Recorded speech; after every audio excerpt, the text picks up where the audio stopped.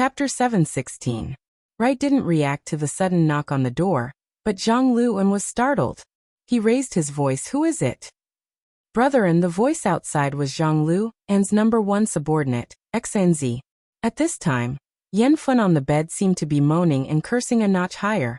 Zhang Luan's face was inexplicably hot, and he shouted back in a rough voice. "What are you shouting for? Don't you see I'm interrogating you?" He emphasized the word, "I," but his raised voice caused Wright to glance at him with dissatisfaction. "Maybe I shouldn't let non-professionals in." The corner of Zhang Luan's eyes twitched again. After Wright finished speaking, he only showed him the back of his head. Zhang Luan threw away the cigarette butt, adjusted his breathing, and walked over to open the door. During the process, he subconsciously tilted his head. Because his body had shifted, there was no longer light to block him. He saw his wife wriggling on the bed, and the extent of her muscles twitching was far greater than this. So much so that the open wounds left by the torture earlier burst open one after another, once again oozing blood. Zhang Luan hurriedly turned his head again, and heard Wright continue to speak to Yanfun. It sounded gentle, but it was chilling. "Very good, this level is just right. My professional tells me that the activity in your cerebral cortex is very intense, and they are emitting tens of times more information than normal. I believe that the secret door in your heart is now open to me." His footsteps quickened, and Zhang Luan finally touched the doorknob.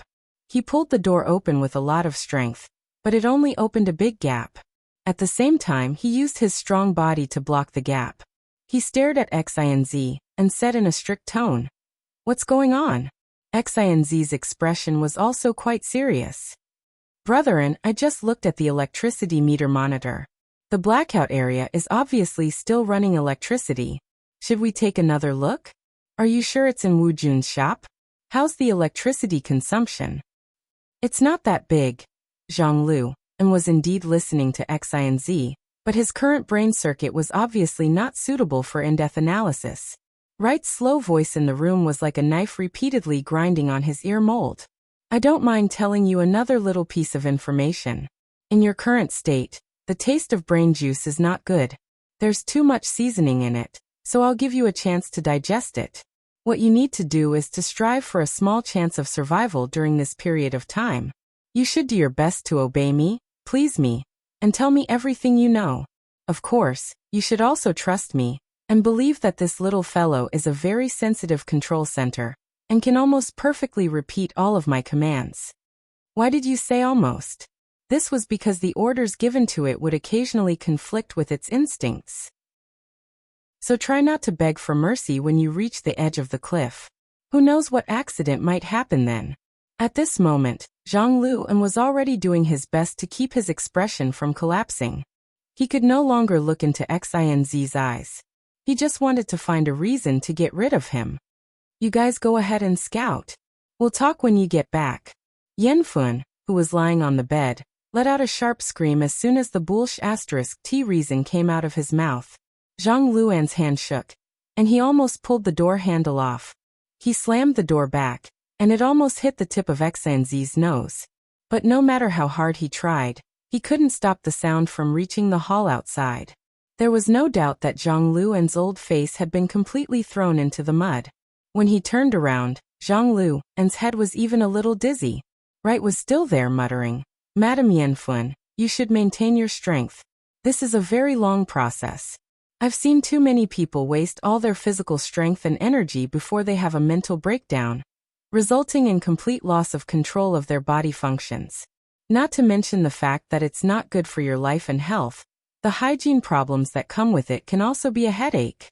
The treasure bug can induce but not directly control the target's nerve center. This is more or less a flaw. Right, you pervert? You keep nagging, can't you say something meaningful?" Zhang Luan was roaring in his heart when a different voice poured into his ear. "Then why not use the Vulcan ant? Not only can it achieve basic desire induction through pheromones, but it can also directly mobilize the neural network to achieve precise control. I think it's much more reliable than this treasure bug that you've been bragging about." Well said. This was Zhang Luan's first reaction, but in the next moment his mind suddenly went blank. It was also at this time that the door that had just been closed directly bounced open. The heavy solid wood door fiercely slammed into his face, causing him to see stars. His nose and mouth were full of a hot and fishy smell. Ah! Zhang Luan let out a short cry of alarm, his body staggering backwards. The room door bounced back from his face, but it was quickly pushed open again. Accompanying it was Xinz's long and thin body. His number one subordinate had his back to the door and collapsed, his eyes rolling back and forth. He was already unconscious. The person who had orchestrated all of this stood at the door in a heavy cloak. He knocked twice on the solid wood door that had been tossed and turned back to show his politeness. Under the double concealment of the hood and mask, the person's eyes were still bright and sharp. He directly passed through the battered and exhausted Zhang Lu, and then looked at the bed, then back and forth between Wright and Yanfun. This really is a professional question.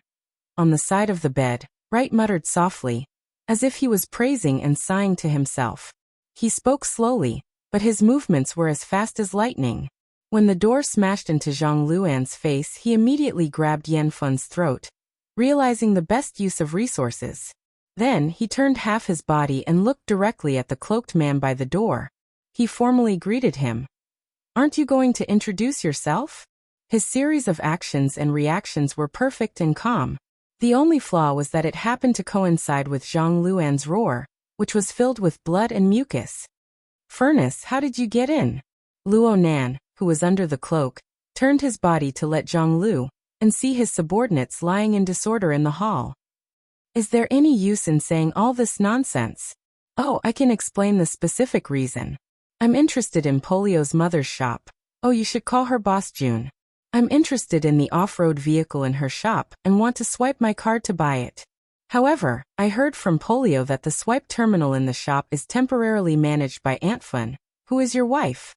I'm in a hurry, so I came directly. I came in a hurry without any prior notice. I'm really sorry. It's just like the blackout in your market.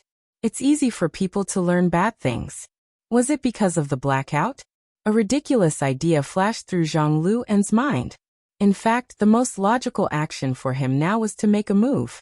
However, when he saw his subordinates lying on the ground in the hall, and thought about the few seconds of criminal time between him closing the door and being slammed in the face by the door, his courage to make a move unknowingly disappeared like a bubble. Then he saw the cloaked man opposite him sway. He was here. Zhang Luan was nearly 1.9 meters tall, and was at least a head taller than the cloaked man. However, he didn't have the courage to stand in front of the cloaked man. He could only retreat awkwardly. However, he didn't control his direction well, and knocked into the chest of drawers that he was leaning against. His back also knocked into a protruding corner of the electronic photo frame, causing it to fall to the ground. Why would Zhang Luan care about such details? He hurriedly adjusted his balance and turned around with small steps. He passed through the passageway between the chest of drawers and the couch, and arrived at the other side of the couch. Now he had the double cover of the couch and right. As for what he had stepped on and broken, it was completely out of his range of attention. But after he finished a series of actions, he discovered that he wasn't in the other's range of attention at all. The fluttering cloak was merely an effect of the furnace, taking out the card terminal. This person had really brought the terminal from Wu Jun's shop. He held it in his hand and shook it a few times. He was still leaning against the door, his gaze returning to the direction of the couch. Yanfun, who was suffering from the piercing torment of the treasure bug, clenched her teeth again. At the same time, she tried hard to turn her head, hoping to see the person who had brought such a huge change at the door. Even if she couldn't do it, she had to use some method to remind the other of the great danger hiding in a certain corner of the room. However, her throat was tightly clasped by Wright. The back-and-forth friction between her laryngeal bone and laryngeal canal blocked her breathing passages and blood vessels, making her consciousness even more fuzzy. In a daze, she heard Wright's low, hoarse laughter. "Card payment? Looks like you have an impatient temper. How much is that car?" There was no response from inside the room. Wright was displeased. "I'm asking you, Zhang Luan. How much is that off-road vehicle?" Zhang Lu and had already been reduced to a mouse in the bellows. He was completely unable to keep up with the tempo of these two people. He could only rely on his instincts to speak. Huh? I think it's 3,000 transaction points. Pineapple said to give me a 10% discount to express his gratitude. Right sighed in admiration. What a forthright child. Then it's 300 points. Just give it to him. But how could Zhang Lu and be willing to step forward and throw his life away?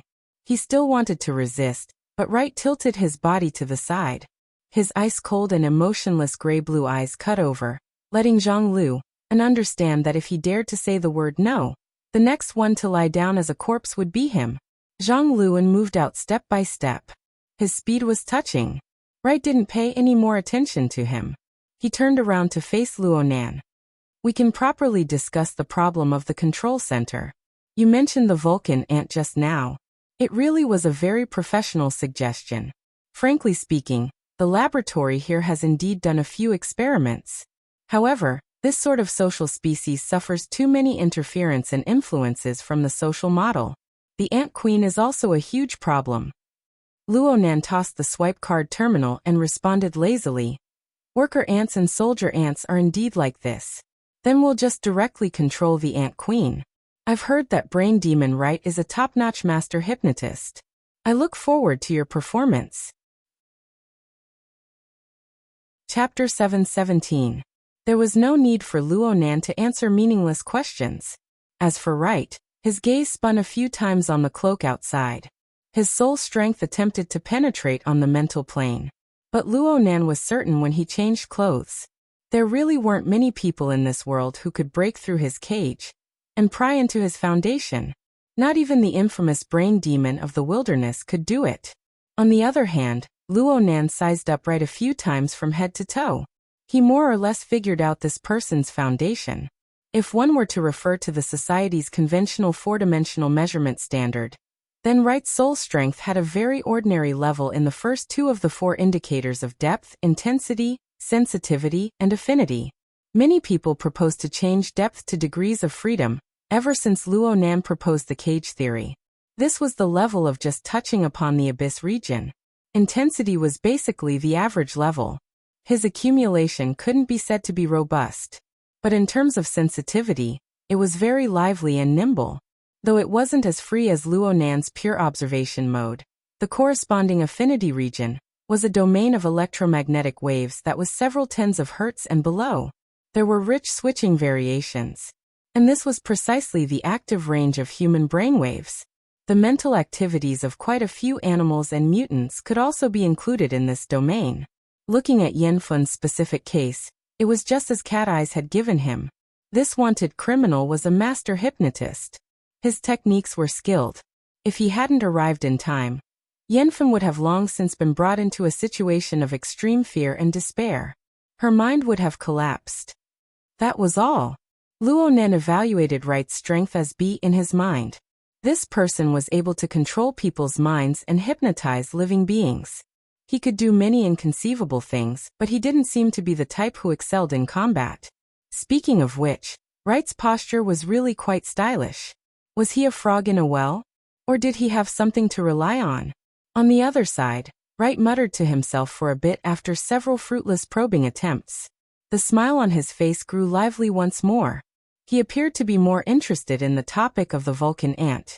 He made a further discussion. This, Mr. Furness. I believe that your following statement needs to be discussed. In the Vulcan ant society, the queen is a pure leader. Her specific functions can't compare to her people. And the pheromone secretion of the Vulcan ant individual can't compare to that of the myriad treasures bug. Luonan answered straightforwardly. One is one. One is a nest. Of course, he couldn't do it like the treasure bug, but wouldn't it be better to use the ant queen as a remote control? Multiple connections, group control, just like a normal Vulcan ant nest. This idea is very interesting. However, I hope that there are more solid steps. Right was somewhat disappointed. No matter how beautiful the proposal was, it could only be described as bragging, if there was no substantive entry point. In that case, there was nothing to talk about. His eyes slanted to the other side. It was said that a certain person looked tall and strong, but when he walked, he couldn't even be compared to an old lady with bound feet. Was it going to take until tomorrow to finish? Being penetrated by Wright's ice-cold gaze a second time, Zhang Luoan truly felt as if there was a blade on his back. His feet instinctively sped up, and then he arrived. Zhang Luoan's nostrils started to ache again when he reached the very close standard again. In fact, half of his face was still smeared with blood.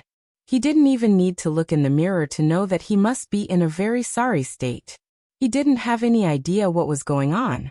He floated around, his voice trembling slightly. Furnace Elder. Sir. Can I operate the card terminal? Of course. Luonan extended his hand and handed the terminal over. He waited for Zhang Luoan to take it, then he suddenly laughed. Polio is so straightforward. You're his temporary guardian, so you shouldn't fall behind. How about you give me a discount as well? Huh. Okay. Actually, the transaction points I obtained from my credit rating are only 328 points. It's quite painful to have them deducted all at once. It wouldn't be a problem if it was just a fraction. How about 28? I'll continue with the discount. Zhang Luoan revealed an awkward and helpless smile. He was completely confused by Luonan's words.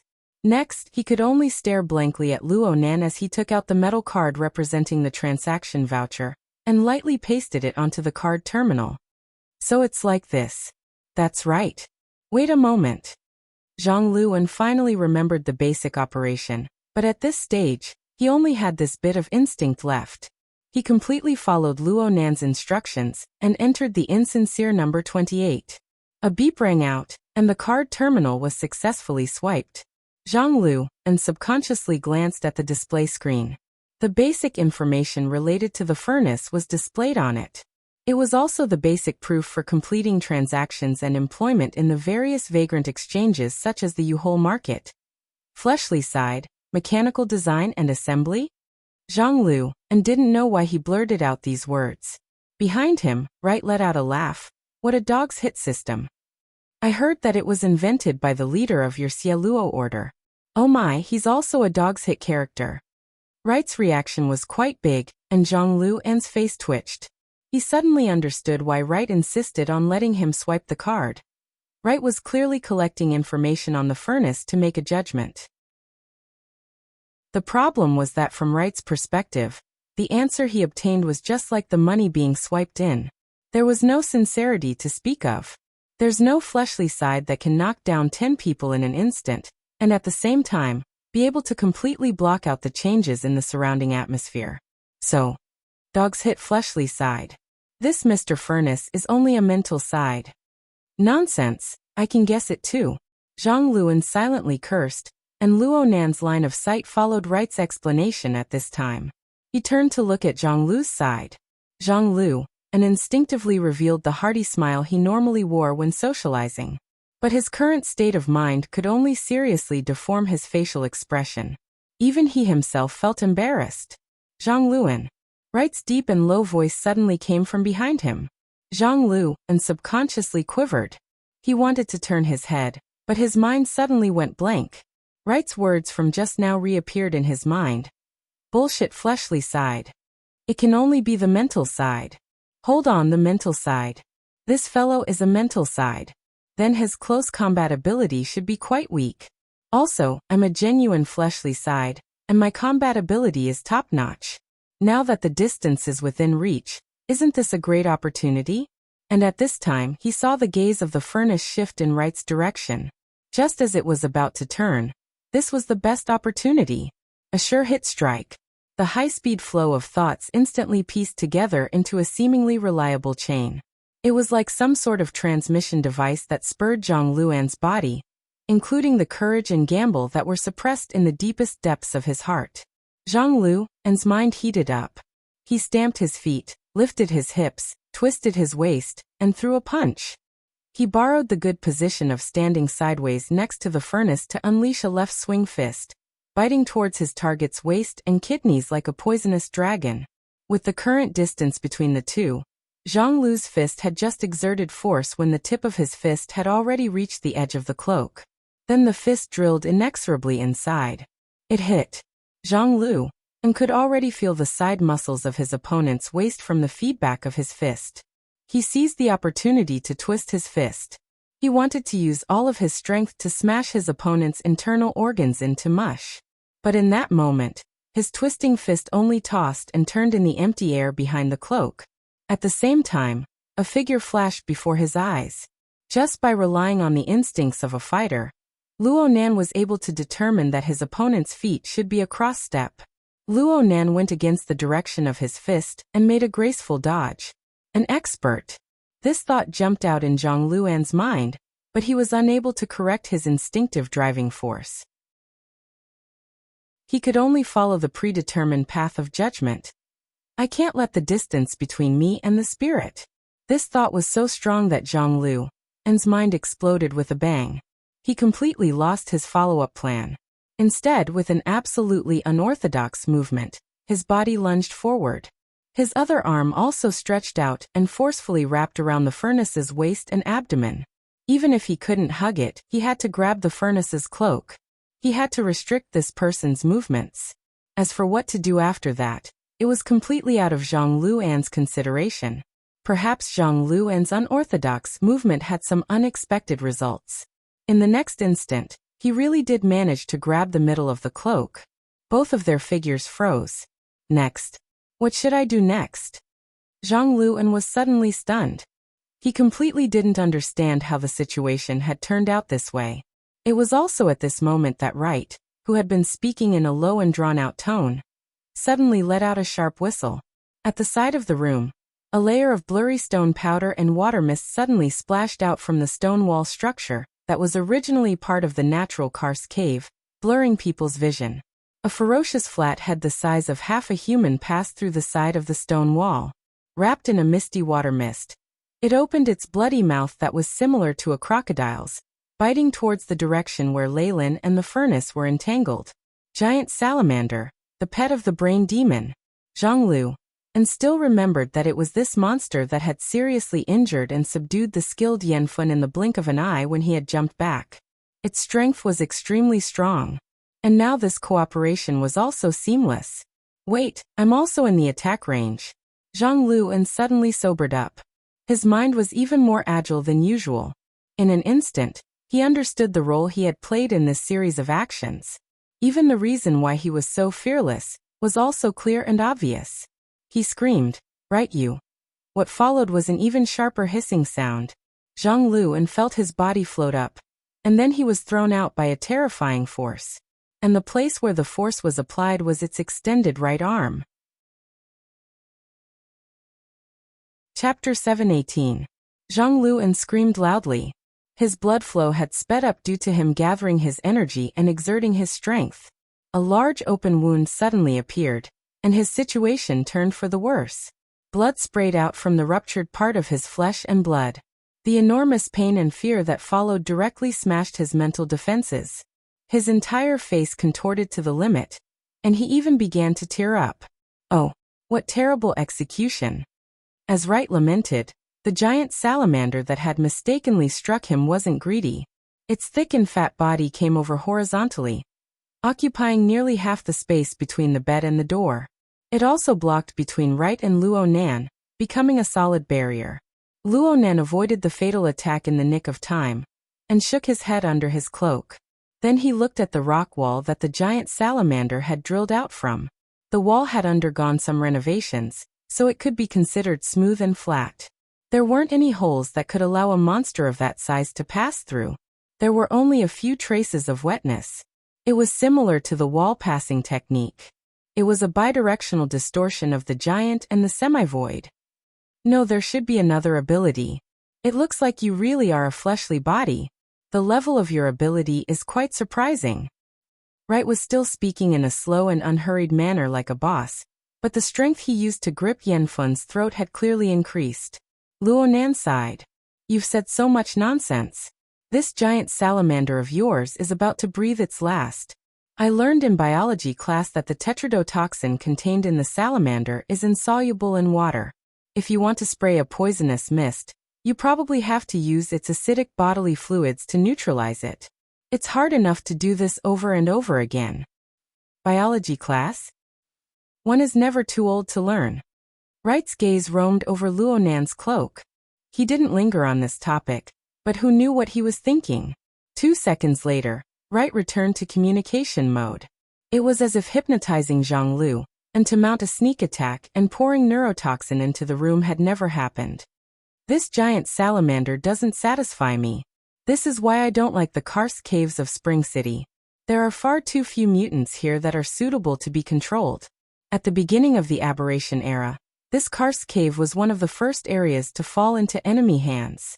However, because it attracted the most attention, it was cleaned out early on and became the isolation zone between Spring City and the wilderness. Then it was filled with people like Zhang Luan. Zhang Luan had already fainted due to massive bleeding, pain, and fear, so he couldn't hear this evaluation. Wright only said it casually, and the focus of the topic quickly jumped to Zhang Luan's wife. Maybe tetrodotoxin is useless to you, but I really want to know, can you stop this lady from absorbing the same toxin? In the previous experiments, my control of the dosage was relatively accurate, but seeing you here, it's too difficult for me to control the dosage in milligrams. Of course, it's not easy to control the power in your hands. On the bed, Yanfun's face had already turned purple, and she began to convulse due to a severe lack of oxygen. The neurotoxin had already weakened her ability to breathe, and now that lighter was clutching her throat, all of her breathing channels had been cut off. She was about to reach her limit. Luonan obviously knew that this was a threat, but he didn't immediately respond. It seemed that he was weighing the pros and cons. Wright maintained his smile. Why don't we get to the bottom of things? Just who are you? What's your relationship with the Xie Luo cult? I haven't seen you in the data, and you don't seem to fit in with this sort of low-level cult that holds a tattered cloak like a treasure. Are you Wu Jun's friend? Lover? Mercenary? Yes. I see injustice on the road, and I draw my blade to help. Is that okay? That's a really annoying answer. Okay, I also feel that there's too much nonsense between us. But right now I hold the initiative. You should answer. What are you going to do? Your mission has failed, and you're still asking me what to do? Luonan leaned against the wall to the side of the door and chatted with Wright. He casually said a few words of mockery. You can't get hold of Boss Jun's weakness, and the rebels who cooperated with you have all been annihilated. Aside from grabbing a woman's throat and showing off, what other use do you have? If I were your boss, I would certainly deduct your entire year's salary and funds. Then I'd say, don't let me see you again. That would vent my anger. This was an imitation of Zhang Yingying's tone of voice. Though it was usually quite noisy, the effect here was quite decent. The smile on Wright's face remained unchanged, but his eyes grew colder and colder. He was angry. Of course, the more convincing reason was that his preparations in the Abyss region were more or less complete. Hypnotizing Zhang Lu, and releasing poison, forcing an awkward conversation. Perhaps Wright really wasn't a combat-type ability user, but his brain was still quite good. He had completed a complex set of multiple layers of cover in this tense atmosphere. He had used this trump card that might have been excessively heavy. Unfortunately, it was still too slow. Luonan snapped his fingers. This sort of cliché to the point of explosion still fit his aesthetic standards. However, he had forgotten that he was wearing a disguise glove on his hand. His posturing had failed, so he could only let out a muffled fart on his fingertips. He was extremely embarrassed for a time. Fortunately, he hadn't used the snap of his fingers as a signal. Moreover, he had successfully attracted Wright's attention. Even if it was only for an instant, it was enough to distract Wright. It was at this moment that the long flat tail of the giant salamander, which had been disliked, suddenly swung rapidly from a position close to the ground. It was like a steel blade scraping across the ground. Wright lost his balance amidst the strange sound of flesh and bone being torn apart. His brain hadn't reacted in time. He had partially overlooked this change, so much so that he still had a smile on his face. Then his entire smiling face became crooked due to the tilt of his body. His instinctive reaction surpassed the speed of his thinking in the next moment. Wright's right hand instinctively exerted force, wanting to snap Yanfun's throat. However, he didn't feel anything at all. He transmitted his thoughts over, but his entire right arm didn't receive the feedback it should have. Wright's eyes weren't enough. His eyes had just dropped to his feet when they slanted to his right arm. Therefore, from the corner of his eye, he glanced at the foot that had been completely dislocated, and the ankle that was only left with bone stubble and rotten flesh. The focus of his eyes was an even more bizarre scene. His right arm had been separated from his body from the elbow. There wasn't any blood splashing out, only the instantly decaying flesh and skin structure. It was like mycelium spores that scattered and fluttered in the air. Ah! Amidst his hoarse roar, the right arm that had been separated from his body actually made a slight reaction. It was more like the final spasm of his broken nerves and muscles, due to the residual force. It flipped Yanfun's body from a flat position to a sideways position, almost pulling him off the bed. He had enough strength, but he had used it in the wrong direction. Due to the change in his posture, Yanfun's effective field of vision rapidly expanded. He finally saw the intense and bloody scene on the other side of the bed. Very quickly, another ruthless stroke was added to the scene. Right had lost a leg, and the force exerted on his upper body was also dislocated. Naturally, he lost his balance and fell to the side. He bounced off the edge of the bed and fell to the ground. The giant salamander, which was very close to him, subconsciously swung its tail again.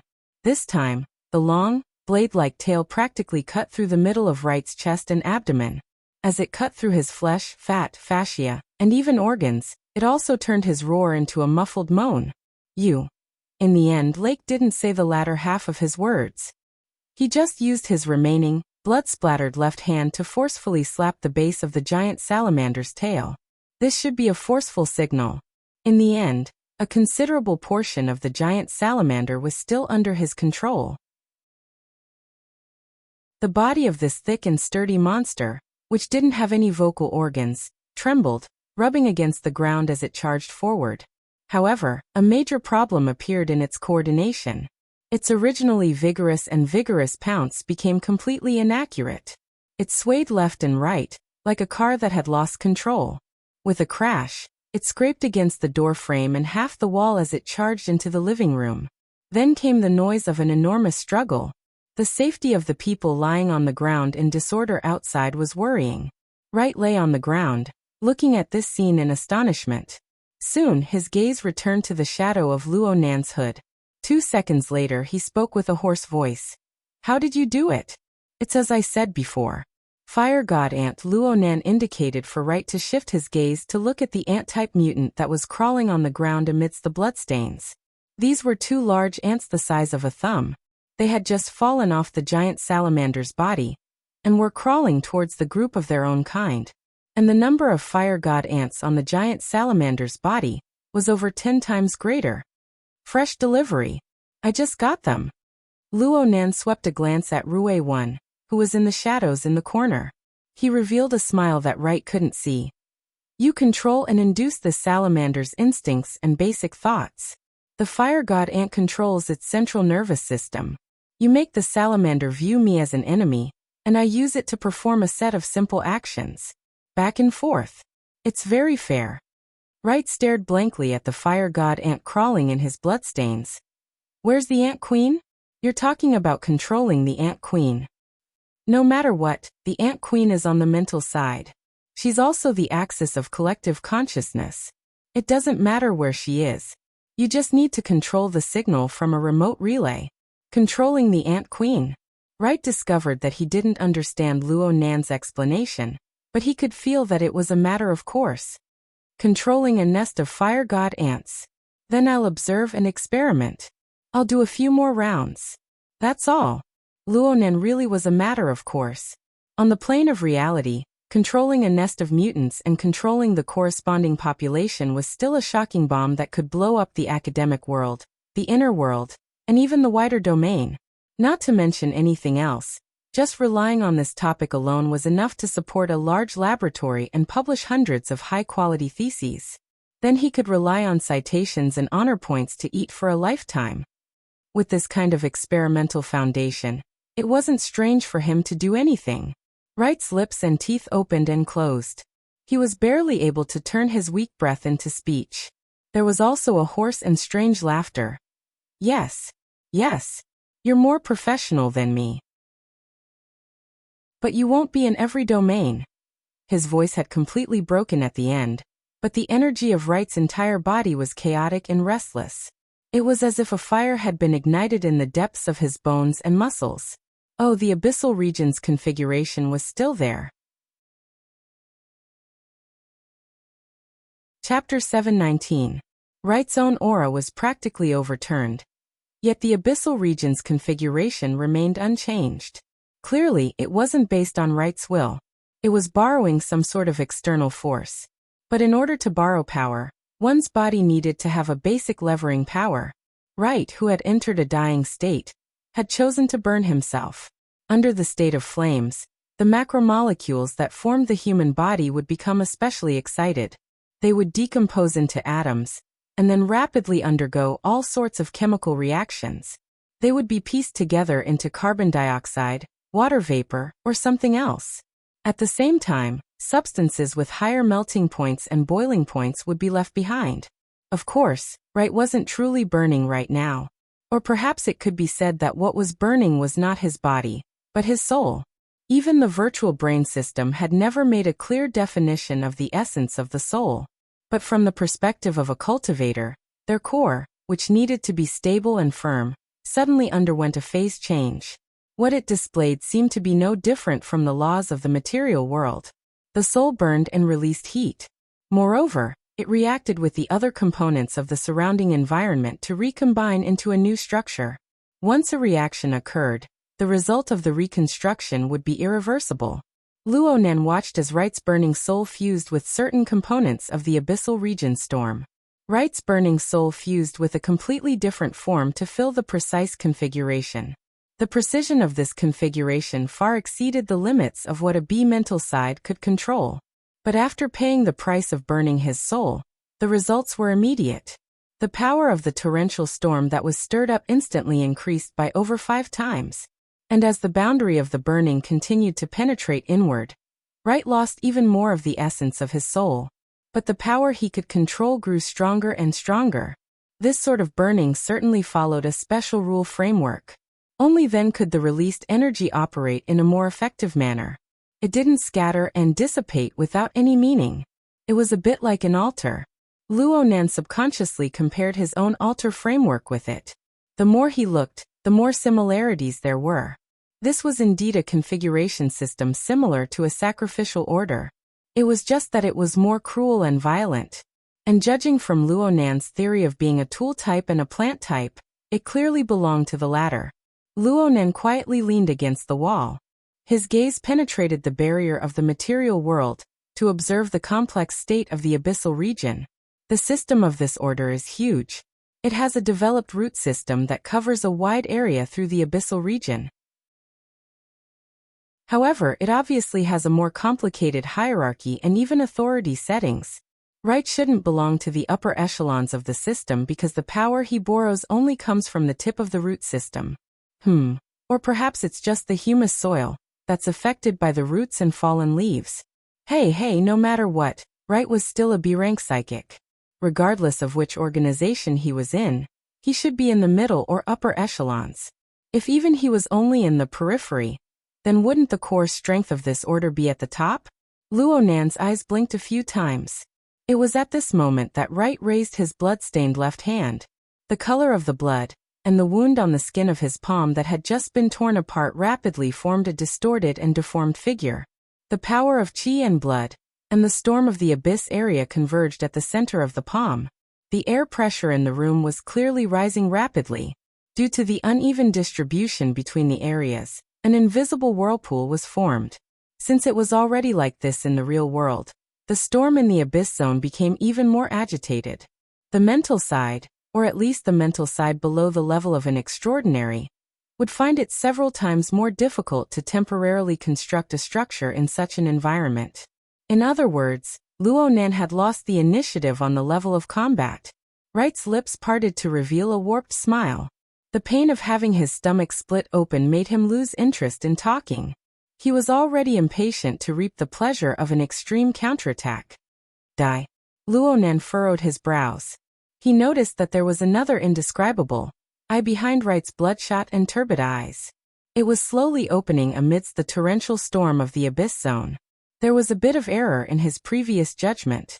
The order system that Wright belonged to still possessed a flexible method of setting up the level of authority. Perhaps Wright was only able to use the humus soil in the beginning, but as the level of the sacrifice increased, so much so that the influence of the event itself could still touch the main body of the root system, to continue increasing its power. At this very moment, that bewitching eye was releasing light and absorbing light. It stirred the Abyss Zone and reorganized information within the chaotic storm in order to understand the various changes in the state of affairs of this side of the world. This was also a process of awakening of authority. The greater the matter, the greater the effort. Luo Nan sighed in response to this. Tonight has already been full of accidents. Now that a big guy has jumped in, it's really hard to clean things up. It's best if we don't meet for now. What the hell are you talking about?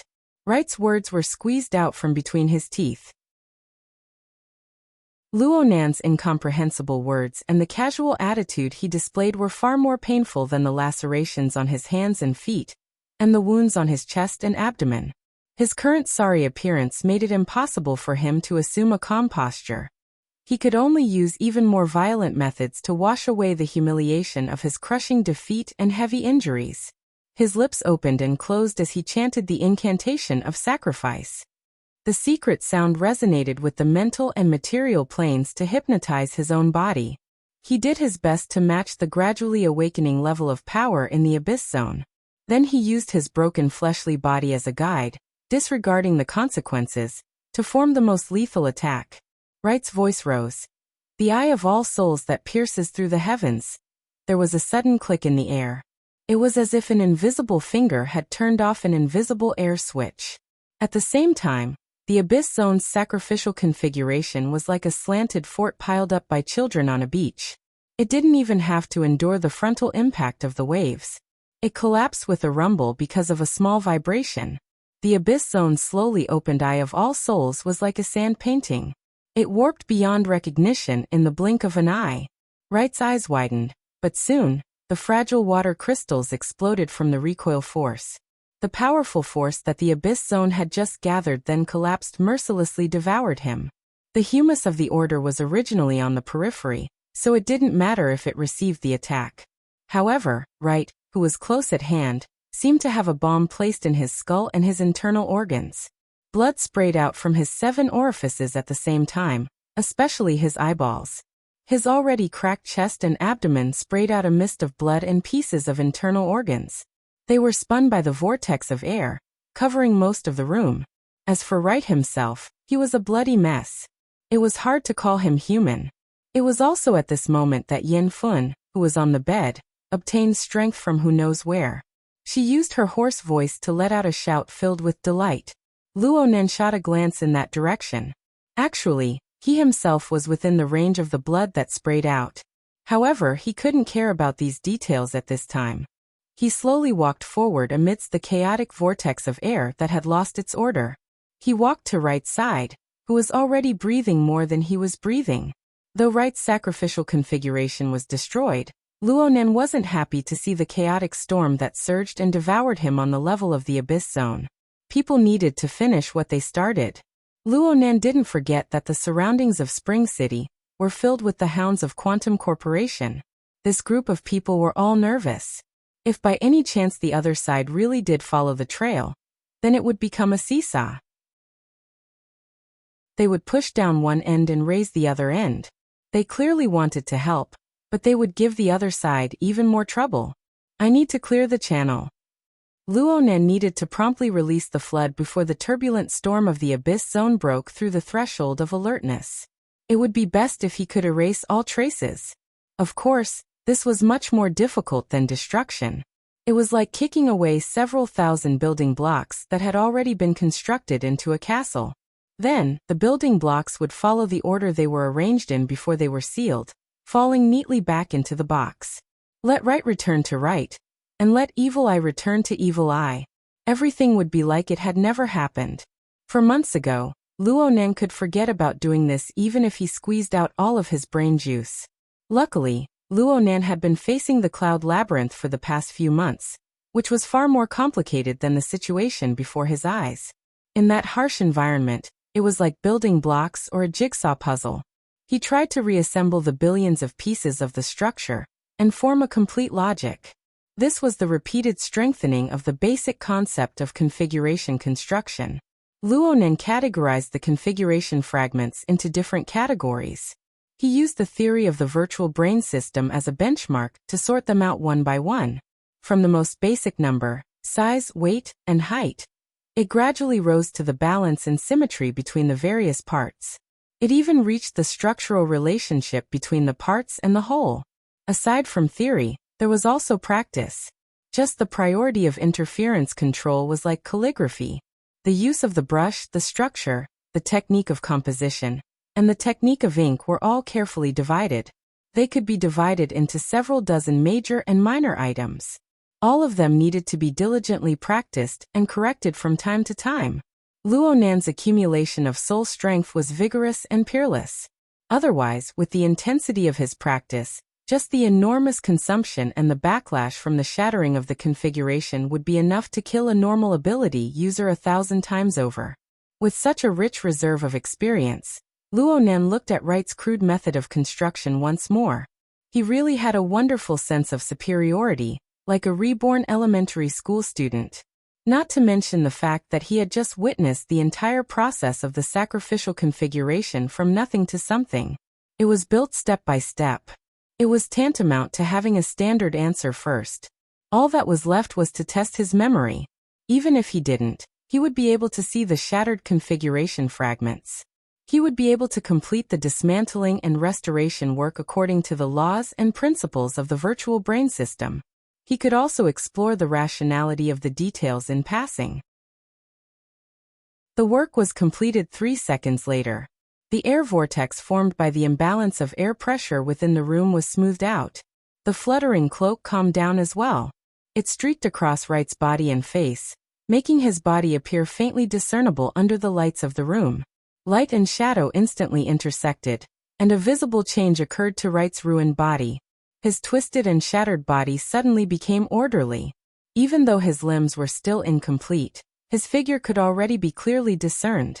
Even the blood, flesh, and internal organ fragments that filled the air were gathered and pieced together by incorporeal hands. They were reassembled. At least on the surface, they were reassembled. This was like a bloody and splendid magic trick. In fact, the mutual interference between the mental and material planes was like a magic designed by the creator. Chapter 720.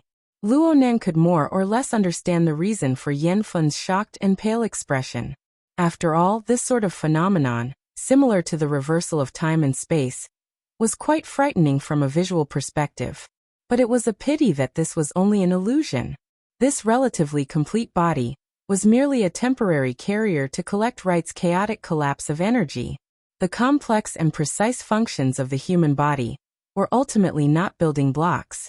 It was impossible for Luonan to bestow a new life force to the already shattered cellular tissues. This already exceeded the limits of the domain that his soul strength could reach. At most, he could only give Yanfun and even Wright the illusion that he was mostly mistaken. And it was precisely this tiny domain constructed from this illusion that still allowed the flow of consciousness and cognition. It even allowed the body to make the tiniest of minute reactions. Within this tiniest of minute limits, Wright's remnant consciousness and his incomplete body blended together. It was like a spark beneath a whirlwind of ashes. Though it was tiny, it was still bright. Wright miraculously retained a single breath. This also allowed him to personally experience the marvelous taste of his body disintegrating and reassembling, of his soul burning and reassembling. This was truly the life and death of a person. It followed a majestic and powerful will. It suddenly died and suddenly existed, treading back and forth on the boundary between life and death. And all of this was led by the furnace before his eyes. No, it was the master. He did his best to widen his eyes. The dim light of the outside world penetrated through the shattered and reassembled crystal. It spurred on the cone cells and a series of subsequent nerve reflexes, combining the fuzzy information of the outside world with the imaginary illusions in his brain. It made this demon, who was already destined to die, let out the most pious sigh of his entire life. Oh God! The temporarily reassembled soul was annihilated. The reformed body collapsed and dissolved like a pile of mud.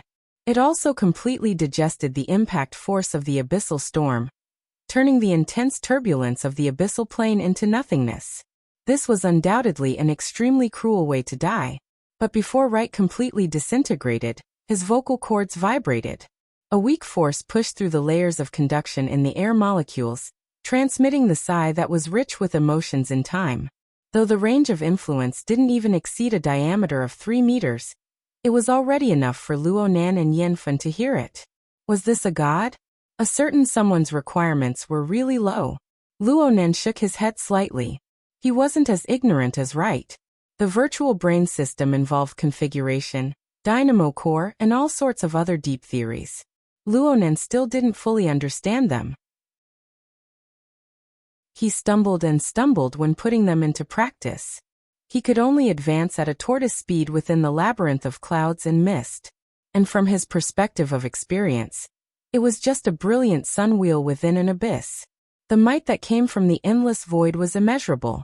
With such a comparison, if he were a god, the power system of this universe would probably collapse immediately. In the end, it was just an overly delusional delusion of an ignorant person. This was what Luo Nan thought, but Yanfen, who was lying on the bed, quivered and her entire face swelled red. At that moment, she was still under the influence of the nerve agent. Her limbs were numb, and it was difficult for her to control them. She could only barely move her vocal cords to spell out 2 words between hiccups and chuckles. Luckily, Luo Nan's ears were good. After Yanfen repeated it several times, he was finally able to make out the words clearly. Cloak, cloak. Hey, a cloak is different from a cloak. Of course, Luo Nan knew that what Yanfen said wasn't the literal meaning, but now wasn't the time to get to the bottom of it. From his perspective, finding the right nerve agent treatment method and antidote was more difficult than anything he had done before. His gaze turned to the door of the damaged room. There, the Vulcan ant was controlling the giant salamander to stagger back. Treat a dead horse as if it were alive. No, the one who started the trouble needs to untie it. Whether or not tonight's matter would have a good ending would depend on whether or not this old saying filled with empiricism would be useful. Reality proved that Luo Nan's luck wasn't bad. It was just as Dead Ghost Wright had said. He didn't add too much nerve agent to Yanfen. Yanfen herself had a rather powerful fleshly body. Her bodily functions were much stronger than a normal person's. After stopping the continuous injection of the nerve agent, Luo Nan assisted her in combing her neural network, and she slowly recovered. When she was barely able to move, Yanfen struggled to get down to the ground.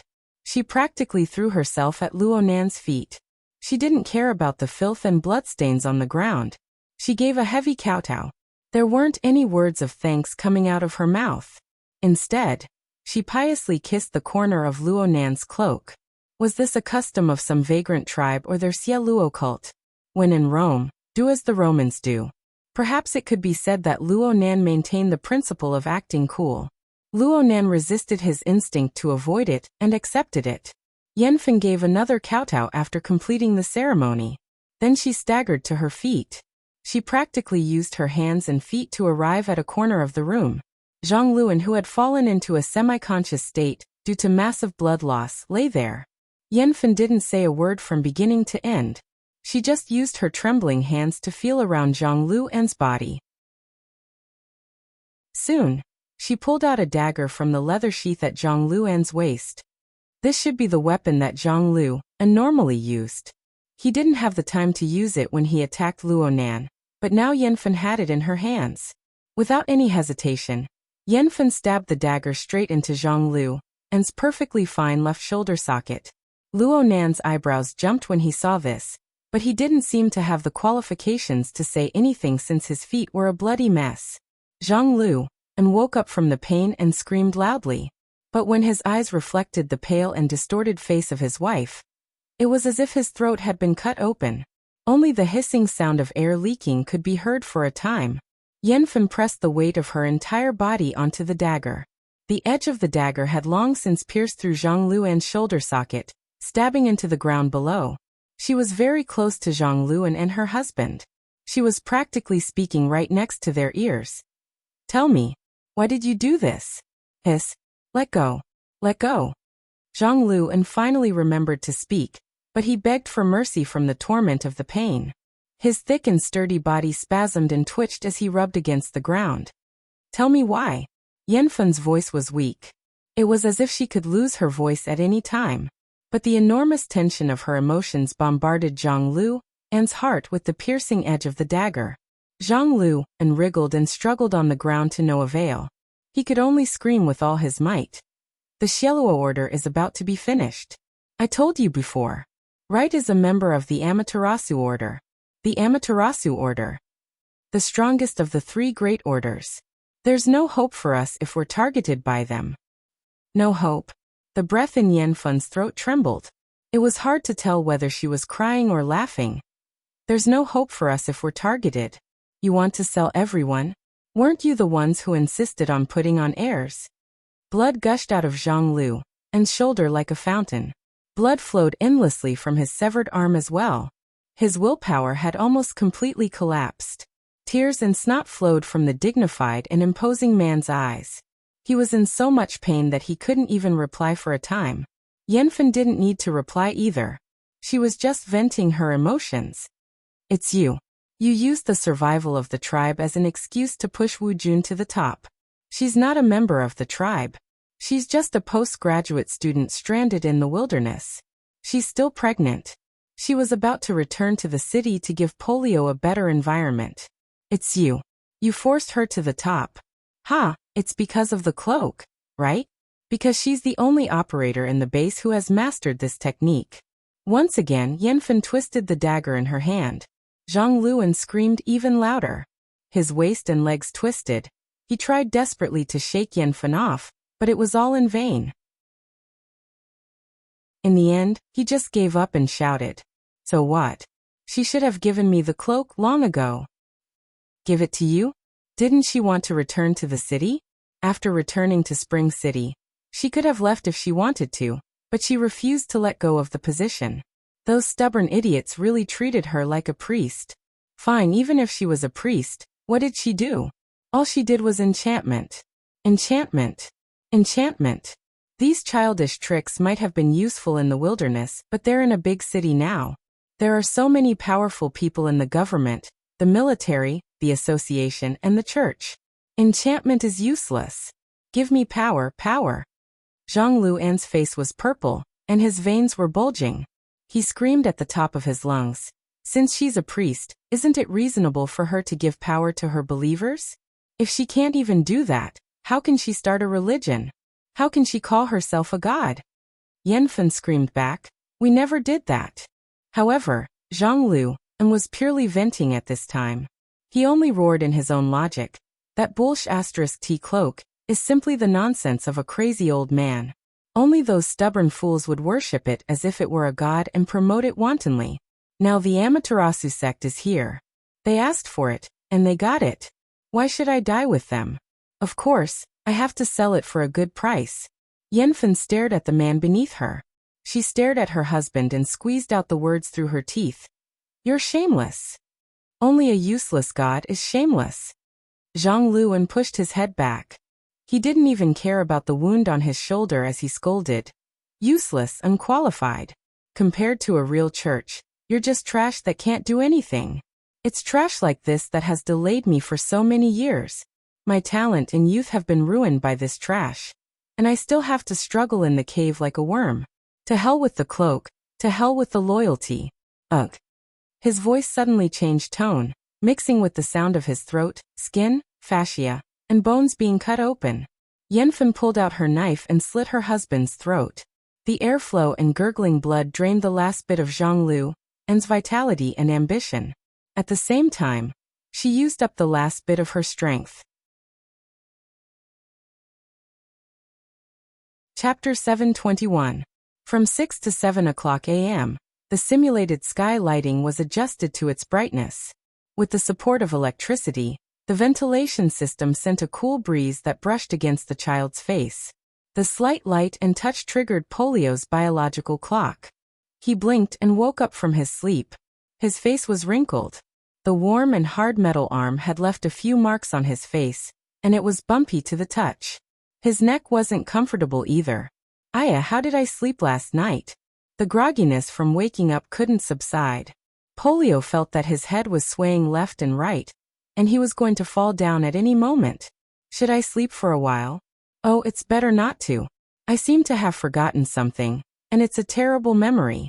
He rubbed his eyes with his left hand and rummaged through his blurry memory. The room door knocked twice before it was pushed open. Polio, today's breakfast is egg porridge.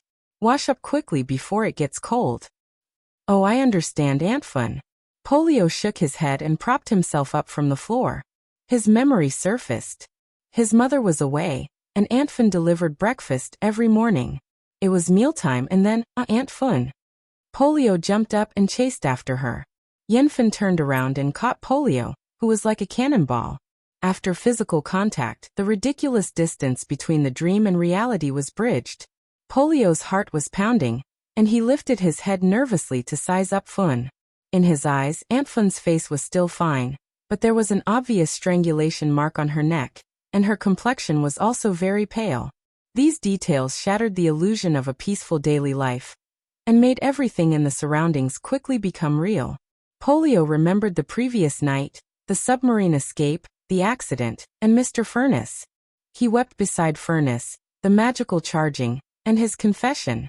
All sorts of scenes flashed past his mind, and he linked them together. It was supposed to be a prelude to a battle. Polio was prepared to fight, but, Aunt Fun, did you see Mr. Furnace? Yenfen smiled and gave Polio a peck on his cheek.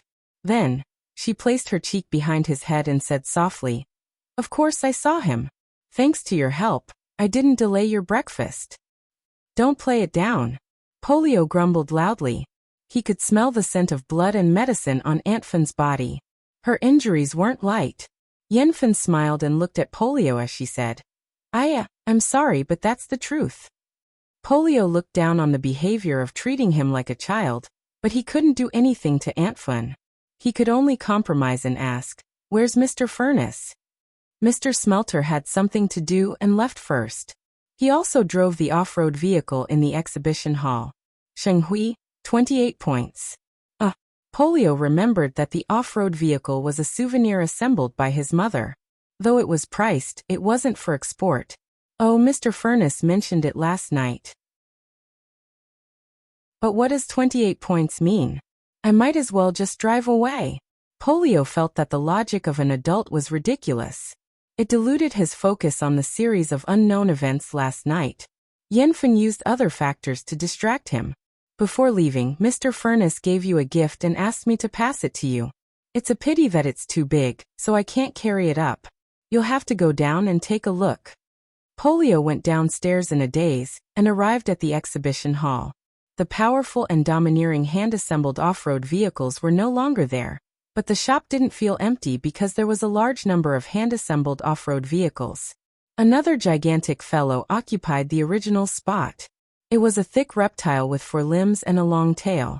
Its head and neck were one and the same.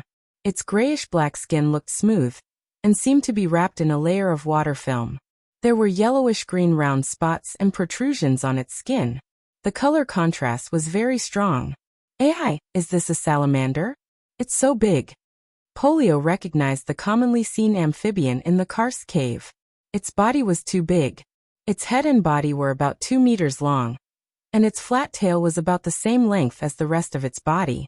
It was a huge creature that was about 4 meters long. With Polio's small body, he wouldn't be visible even if he was swallowed. Yenfen confirmed. It's a giant salamander. It's a mutant that lives in the karst cave waterway. Is this the gift? Mr. Lava is a beast tamer? Polio didn't dare to believe it.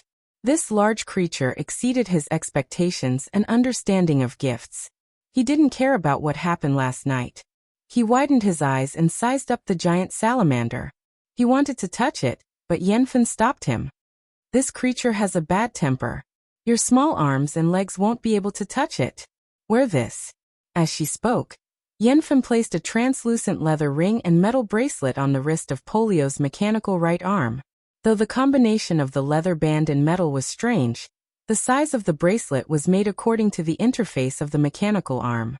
It fitted perfectly and didn't affect the functions of the mechanical arm.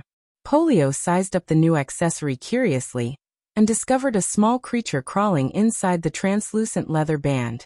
It was a fiery red ant, a real living creature. It was crawling in the hollow tunnel of the leather band. Polio didn't know how it was sealed in. It was interesting, but it was also confusing.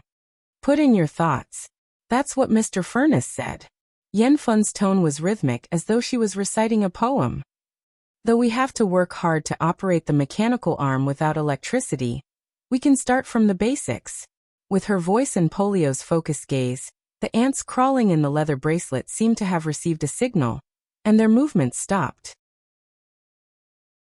At the exhibition platform, the giant salamander, who was lying lazily on the ground, suddenly lifted its head and twisted its body. Its bulging eyeballs rotated as it looked in the direction of Polio and Polio. Polio and Polio stared at each other. Polio held his breath and exclaimed, "Wah!"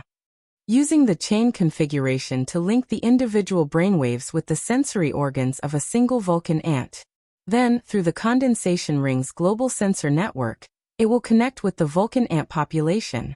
Simplified operating instructions and related interfaces have been added in the middle. It can partially realize intelligent operation, allowing idiots to operate. There are no problems with the basic idea, but it takes up a bit more resources and harasses the manipulator behind the scenes. After all, it's not like watching a child. I can optimize it further in the future. Luonan's brain operated at high speeds.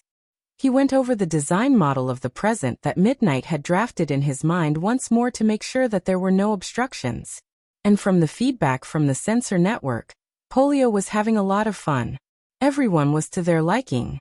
Everything was perfect. Of course, this was just an embellishment after a series of tense events.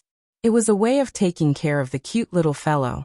What Luonan truly needed to pay attention to was the entire plot thread he discovered last night. The Order of Justice and the Eye of Secret Contract were listed as one of the 3 great secret orders of the Amaterasu Order. Why would they be interested in the so-called holy relic of the Pheasant Order? Something that even their own believers looked down upon. If this piece of information were to be sold, it would be enough for the various intelligence teams to give out month-end incentives. But what Luonan paid the most attention to in this entire thread was, "Luonan, are you seriously listening to Teacher Lee's words?" Ha! Luonan shuddered. Only now did he come back to his senses. He noticed the people around him and the place they were in. Mrs. Luo Shuqing's gaze was stern. Her expression was furious as she sat on the sofa in the advisor's office. 2 meters away was the master of this office, Acumen College's dedicated advisor for the 10th grade, Mr. Li Mingda. Luonan himself stood across from the coffee table with the identity of a student who had committed a crime, receiving an education. However, his mind had been wandering outside the heavens just now. Old immortal Mingda's words didn't even enter his ears. They were blocked out cleanly. "It's fine. It's fine. A young man's mind is quick-witted. His imagination is rich. A moment of distraction is nothing. And I understand student Luonan's personality. I'm worried that he's overthinking things." Li Mingda gently twirled the grizzled beard beneath his chin. This retro style suited his appearance quite well. It really did give him the air of a sage. If the cold sweat on his forehead was a bit less, then it would be even more perfect. Luo Shuqing bowed once more to express her apology.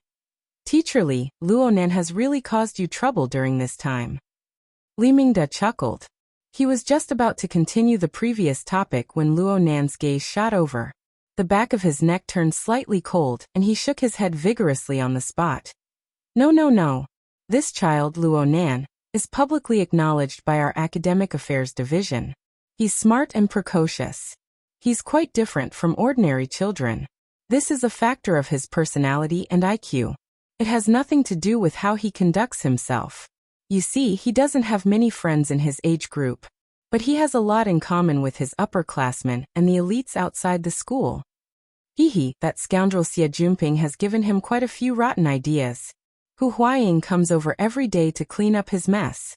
The second generation of the construction society gnashes their teeth in anger at the mention of him. The Mystic Arts Research Society is directly surrounded by him. He brings bodyguards to the school and he openly flirts with society girls. All of you parents really don't know. Hiss. Li Mingda's hand exerted strength and broke 2 strands of his beard.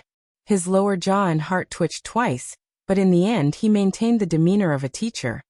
Mrs. Luo, we can't use ordinary eyes to look at special talents. Student Luo Nan has participated in many activities in this school year. He has also obtained outstanding results.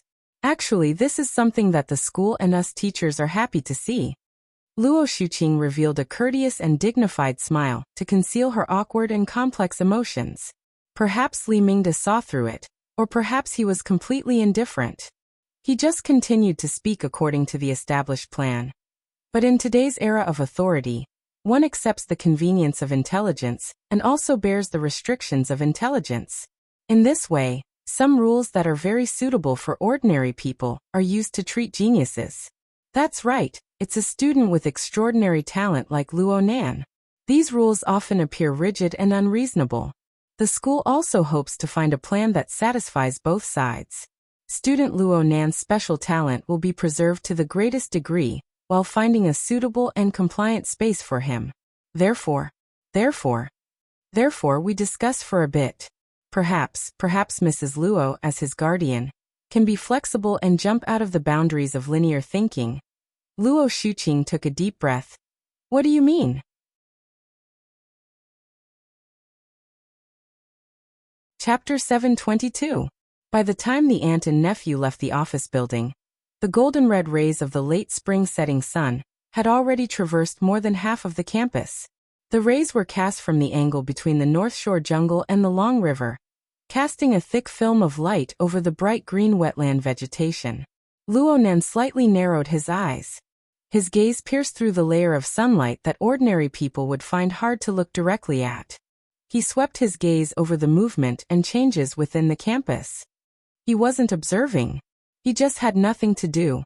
Mrs. Luo Xuqing didn't say a single word for an entire 3 minutes after leaving Li Mingda's office. She just walked forward in the corridor, in the elevator, and in the vast campus. It was as if she had completely forgotten the existence of her nephew.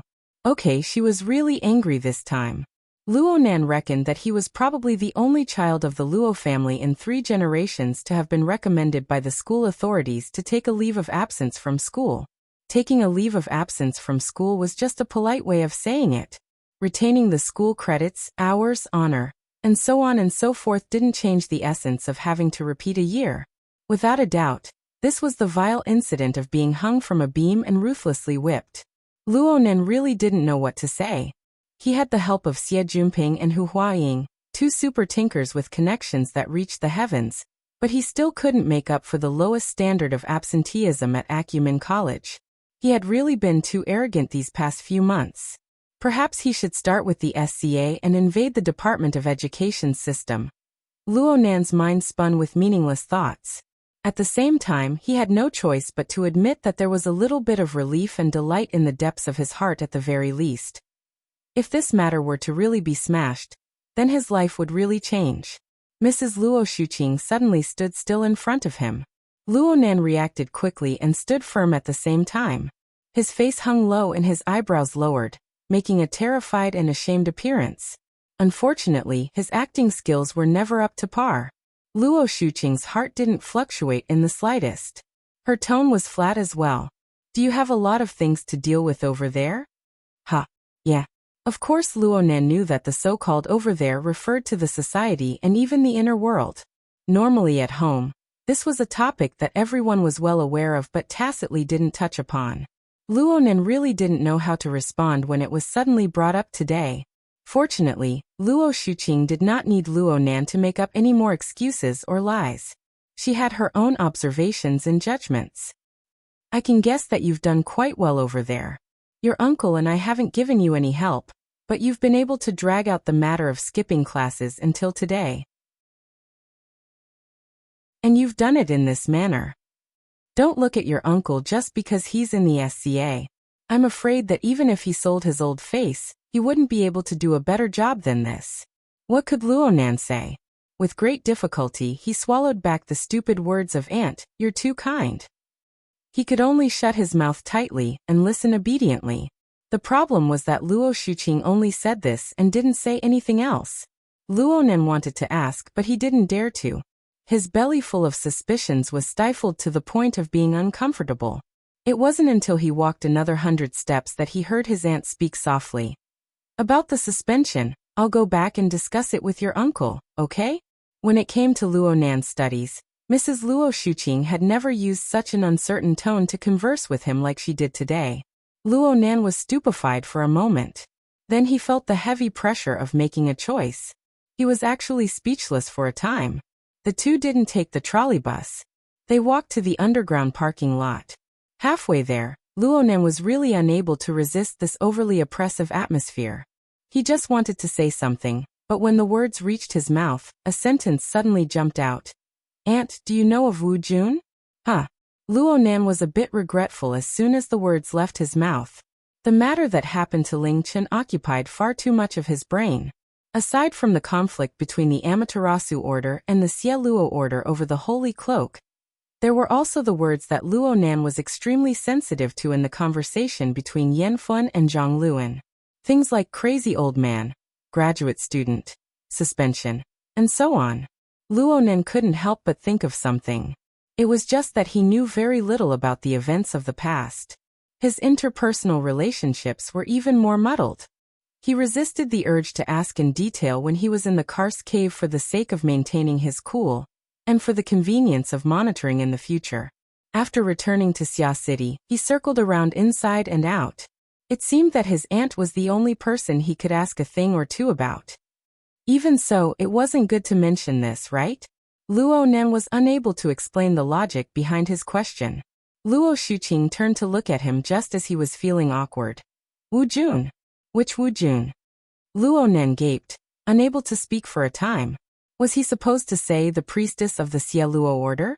The female owner of the machine modification shop in the black market exchange in the U-Hole far away in Spring City? Luckily, his current thinking speed far exceeded that of normal people. He immediately captured the astonished emotions behind his aunt's words. So he was just stifled for a moment before he quickly asked back. "I'm talking about that graduate student." Luonan deliberately blurred out a few words in the middle. In the end, he ended with accurate and truthful information. Reality proved that his methods were very successful. Mrs. Luo Shuqing immediately filled in the blanks with her imagination. Her brows furrowed slightly. "You saw Wu Jun? When did she return to Xia City?" "Oh my, there's actually a way." Luonan still wanted to confirm things. He spoke cautiously. "That Mrs. Wu. She's my grandfather's graduate student. Did she stay in the wilderness for many years?" "Yes. Wu Jun was recommended to your grandfather's laboratory in the year 75, right after your parents.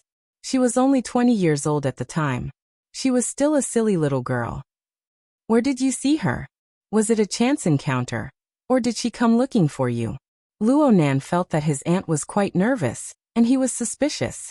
Was it because she knew of Wu Jun's current identity? Or was there some other sensitive situation that she didn't want him to know about? Luonan pondered in his mind, but he still spoke half-truths and half-lies. "I've never seen her before. I just heard about her from someone else's mouth. I just asked in passing." "Who told you?" "It was senior sister Tianxi.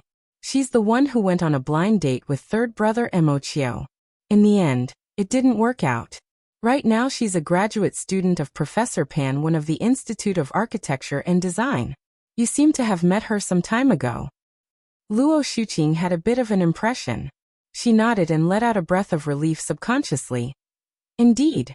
Professor Pan's younger brother, Dr. Panda, helped to evaluate and recommend the group of graduate students that went to the wilderness back then. "You're quite familiar with that senior sister Tian. You're even talking about these old matters." "Professor Pan likes to talk the most, especially about things related to my mother. Senior sister Tian is influenced by the company she keeps. She usually divulges a bit of information to me."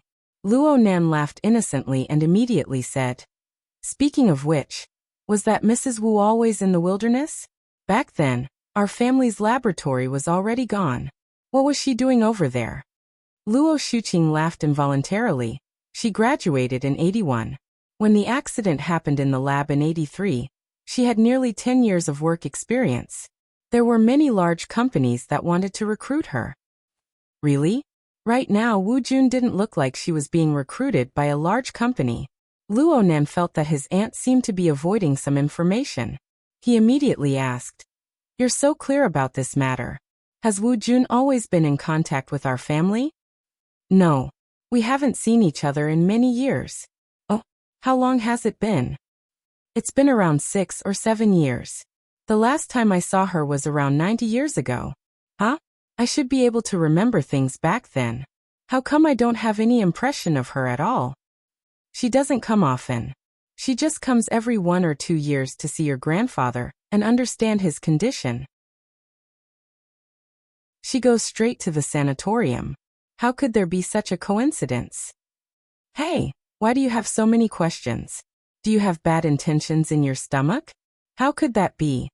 Luo Nan understood that it would be very difficult to get any more information from his aunt for the time being. And the things he knew right now were quite valuable. 90 years. This time period was extremely sensitive to Luo Nan. This was because it was from that year that he began to refer to his grandfather's notes. He began to research formatting theory without any hesitation. It was also in that year that Yen Hong's academic misconduct came to light. Quantum Corporation's Deep Blue platform began its trial operation. Of course, the last time his father showed his face and gave him the flexible e-ink screen with the external neuron was also in the same year. If the time and background were shifted to Wu Jun's side, well, polio would be around 5 or 6 years old. It was as Yanfen said. Wu Jun was forced to take over when she was pregnant. This should have happened around this time. Ha! Luo Nan suddenly stood there stupidly. His mind churned with a rather absurd thought. Then it got out of hand. Wait. Wasn't he thinking too much? A human's thought process was like this. A sudden association was able to forcefully knead two matters that were separated by thousands of miles. It was similar to a montage style of editing, forming an inconceivable effect. Luo Nan was currently carrying out an inappropriate association. Before a certain person disappeared, Wu Jun maintained contact with her family. After she disappeared, she didn't come back. At the same time, around the time of her disappearance, Wu Jun became pregnant. Motherf asterisk Ker. Luo Nan fiercely smacked his forehead. They had already entered the underground parking lot. The sound of this slap was extremely loud and clear in this relatively enclosed space. Luo Shuqing looked at him in astonishment. Luo Nan came to a realization and hurriedly suppressed the absurd thoughts in his mind.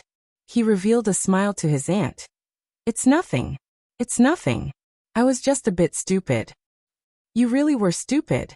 Luo Shuqing's anger was finally provoked. She glared at him fiercely and quickly walked to the side of the car.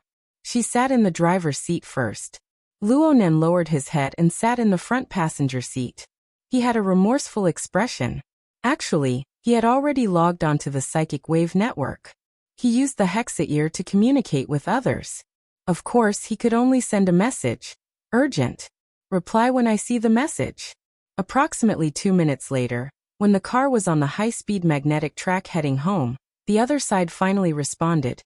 You were in such a hurry that I dropped my test tube. Boss Luo, what are your orders? Bro Octopus, I have a bit of skin tissue from last night. Can we do a paternity test with this? Did you bring hair follicles? I did. That's not a problem. Speaking of which, both of them are? I have the relevant backups at the society. It's better to collect them recently. The other side's message suddenly stopped. A full 10 seconds passed before an emoticon was sent over with a thought.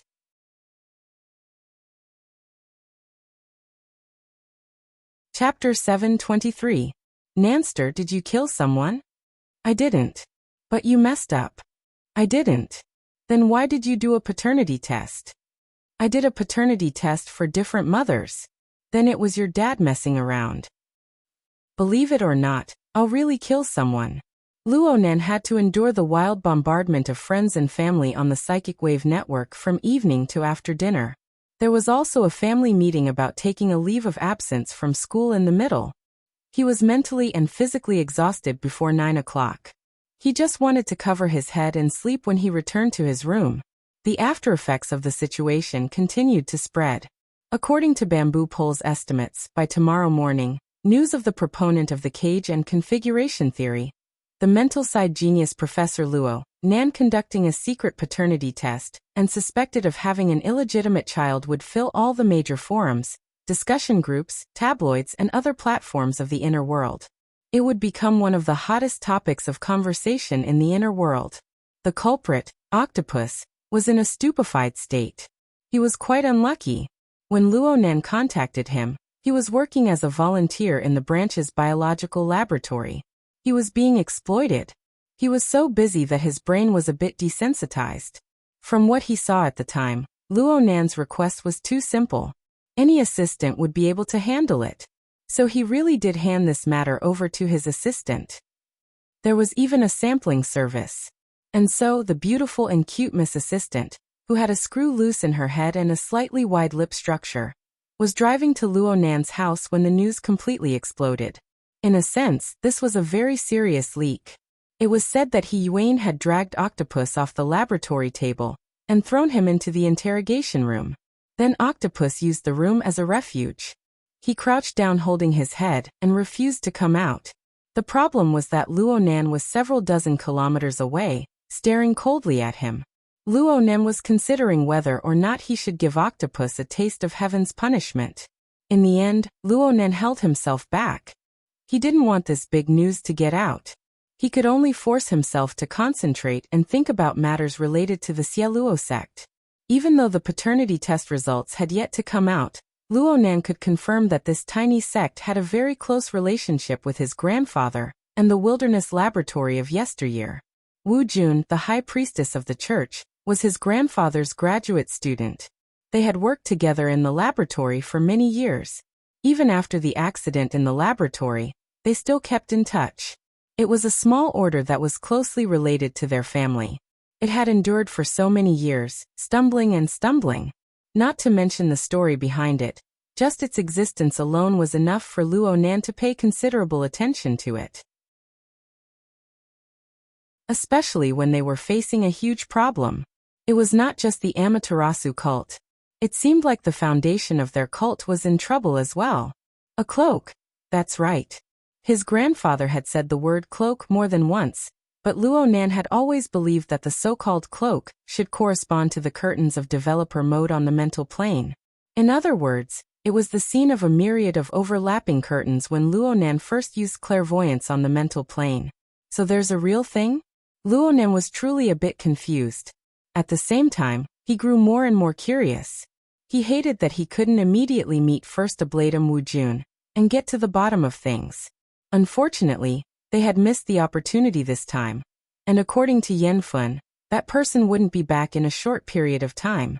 TSK, I actually forgot to ask for his contact information. Of course, even if I had asked for it back then, Yanfun probably wouldn't have given it to me. I'm just observing for now. Yanfun will certainly have to give me an explanation after such a huge change happened in my family. But according to her, Wu Jun went to the wilderness and was part of the Order's secret operation. It's basically impossible for her to use a satellite phone, a tool that exposes her target. Communication between the two sides is pretty much cut off. Luonan casually grabbed the flexible e-ink screen and wrote and drew on it. He pondered over how to quickly lock onto and contact Wu Jun. The Xieluo Order might have a method of contacting the extraordinary pathway, but the possibility isn't high. After all, their strength looks quite impressive. Even Yanfun, a high-level existence, only has a C-rank fleshly body. Then I'll just have to use the stupid method. I'll just search the entire world. Where there was demand, there was motivation. Luonan knew how difficult it was to advance, and he quickly came up with an action plan with his own characteristics. The virtual brain system has a ready-made algorithm for recognizing facial features. Finding Wu Jun's photo and information is far too easy. I can see it right now. Though it consumes quite a lot of resources, I can treat it as an in-depth training in big data processing. I can still use it when I get back to the Cloud Mist Labyrinth. Oh, I need to use ready-made resources. Wu Jun isn't a vagrant of the wilderness. She's a legal citizen with an account in the social authority system. I can ask Sister Yuan to help me search for her recent whereabouts. She'll most likely leave traces as long as she passes through a city. But the problem lies in the fact that if Wu Jun is carrying out a secret operation, the possibility of her disguise is quite high. She'll also pay attention to avoid the area covered by authority. A simple search based on facial features and authority won't be very useful. This will be quite troublesome. The characteristics of the form, soul, and energy were the best to touch upon the essence. Luonan stopped writing and sighed. Perhaps he was still too anxious. If he continued to toss and turn like this, it would take at least a week. He would consume a large amount of strength every day, and it was very likely that he would do useless work. He didn't forget that the most pressing task right now was to get used to the biochemical reactor he brought back from Spring City as soon as possible. He needed to erase the hidden dangers of the cloud world as soon as possible. Oh, look at what I've drawn. Right now on the flexible e-ink screen, there was a list of simplified steps and keywords to take note of. There was a schematic diagram of the algorithm needed for a global search. There was a basic outline of Wu Jun's store that was being monitored from 2,000 kilometers away. In addition, there were also some lines that outlined a somewhat fuzzy portrait of a person in the center of the drawing interface. This was a woman. She had short hair and a thin face. She wore rather large work clothes. Her body was half squatting and half kneeling in the drawing. She leaned close to the outline of a machine. She even held a repair tool in her hand. She was like a blue-collar worker, but she had a rather weak appearance. The first thing Luo Nan could confirm was that he had never seen this person before. Regardless of appearance or temperament, she was very unfamiliar. But soon he confirmed that this woman who had suddenly appeared in the center of the drawing interface was none other than the Wu Jun he was looking for. How did I draw it? It's like this. Luonan quickly came to a realization. This sketch was something he found in an electronic photo frame placed in his bedroom when he was observing Wu Jun's store from afar. Then he unconsciously reproduced it. Luonan's work was a bit different when compared to the finalized photo. It looked like there was more meaning to it than in the photo. This didn't seem to be just a result of his black and white art style. Luonan was a bit surprised by the results of his own creation.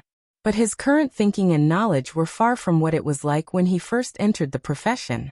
He stared at the sketch drawing and analyzed it in detail for a moment. He was certain in his heart. Yes.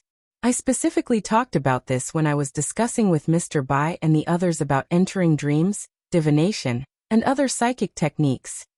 This is the magnetization effect. It was just like how non-magnetic materials could obtain magnetism if they were placed in a strong magnetic field for a long time. A person would also form an effect similar to magnetization if they lived in the environment for a long time. From a rational perspective, the result of magnetization was the hair, fingerprints, utensils, trash, and other traces left behind in the target's life. Outstanding criminal investigators and profilers could use these clues to piece together a relatively complete image. This included emotions, temperament, lifestyle habits, preferences, and so on.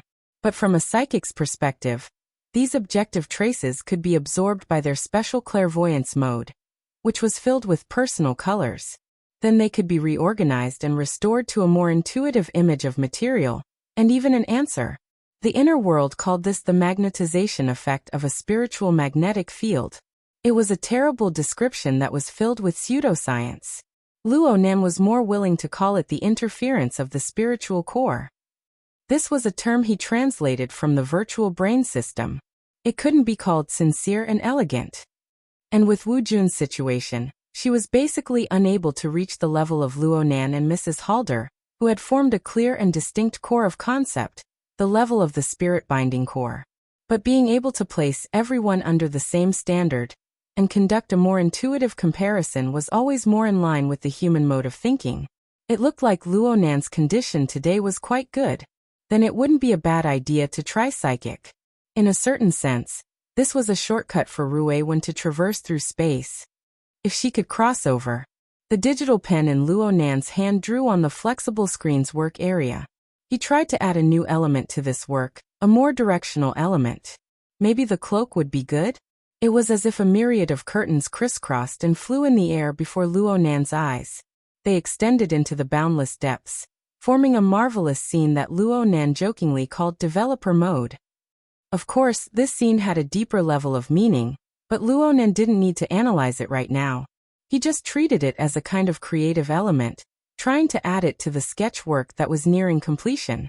A clear purpose formed a kind of stimulation, causing Luo Nan's thoughts and emotions to diverge. He connected them in a series of disturbances. An even deeper and more complex scene was excavated from the memories of his brain. At the same time, it was excavated from the 500 million square kilometers of land and sea, the tens of billions of humans, and the tens of billions of species of life. Objective facts, subjective emotions, simple desires, complex thoughts. Everything formed a sea of information that was enough to crash the brain of any powerful individual. Even though Luo Nan had the external neuron to protect his body and the virtual brain system to keep watch, he wouldn't take the risk to do some analysis. He just relied on his intuition and a few willful emotions that were close to his aesthetics. He picked a few characteristic points at random and used them as a foundation to draw a silhouette of the modeled sea of information. The digital pen finally dropped down.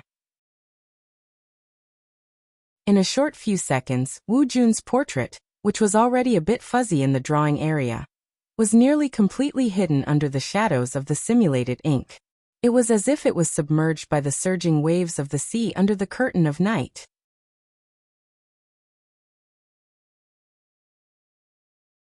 Chapter 724. Ocean Waves. Ocean. This was a concept with practical significance. Luo Nan used such a marvelous method to grasp the first fragment of rational significance from the intuitive information of the primal chaos. The electronic pen paused for a moment, then it spun on Luo Nan's fingertips. With this spin, the entire world's sensing network of 500 million square kilometers shrunk by a third. The source of information provided by the billions of humans and billions of living beings was cut off by at least half. Of course, what remained was an enormous amount of information. It was mottled and turbid. There were no meaningful details that could be described. But Luo Nan's choice created some sort of direction for them. It was no longer a vast expanse of haze. Instead, it flowed, forming a general direction and trajectory. In this stage, the information directly gathered from the material plane of reality naturally retreated to a supporting position, and the subjective information that went through the perception, thought, and processing of humans and other living beings formed a torrential turbid flow that surged forth. The turbid flow did not flow in the direction of north, south, east, or west. It did not surge up and down. Instead, it followed the special dimension of the human heart. It rushed forward under the relatively restricted external environmental conditions. It was also at this stage that the guiding strength of the virtual brain system's rules toward Luo Nan weakened. The wraith sign in the depths of the void spontaneously leaped out, wantonly swimming within the turbid flow of the human heart. Luo Nan's eyebrows jumped lightly. If this were 4 months ago, he would not have furrowed his brows no matter how the wraith sign leaped. But after discovering the abyssal sun disk, Luo Nan could not help but ponder every time the wraith sign acted spontaneously.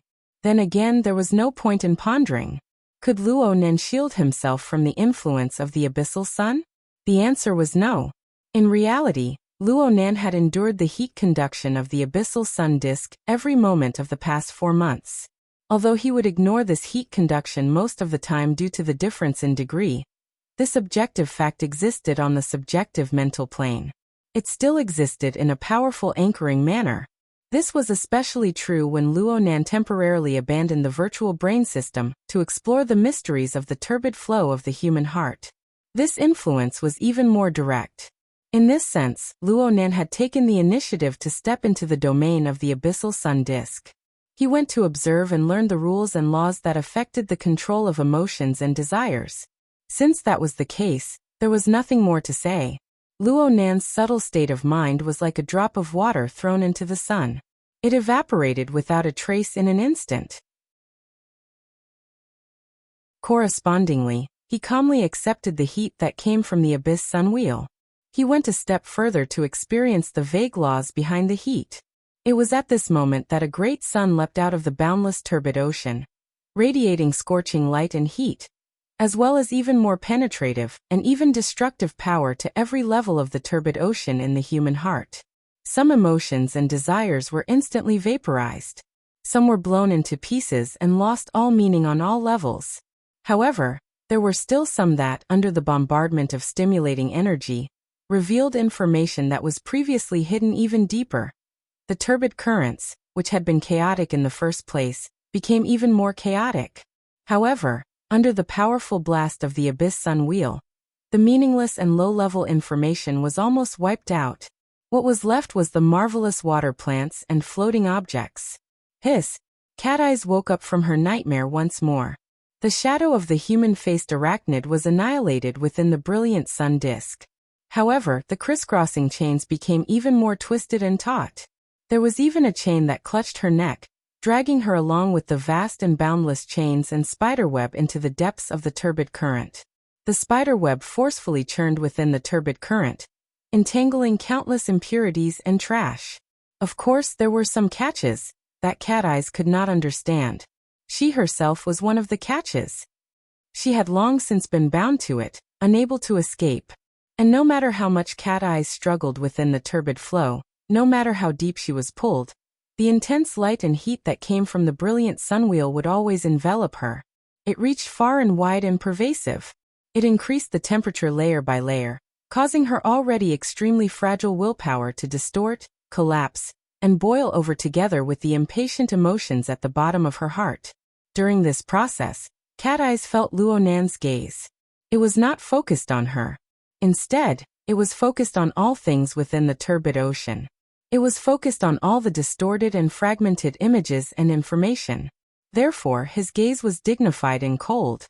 It blended together with the powerful light of the sun disk, dictating the life and death of all things within the turbid ocean.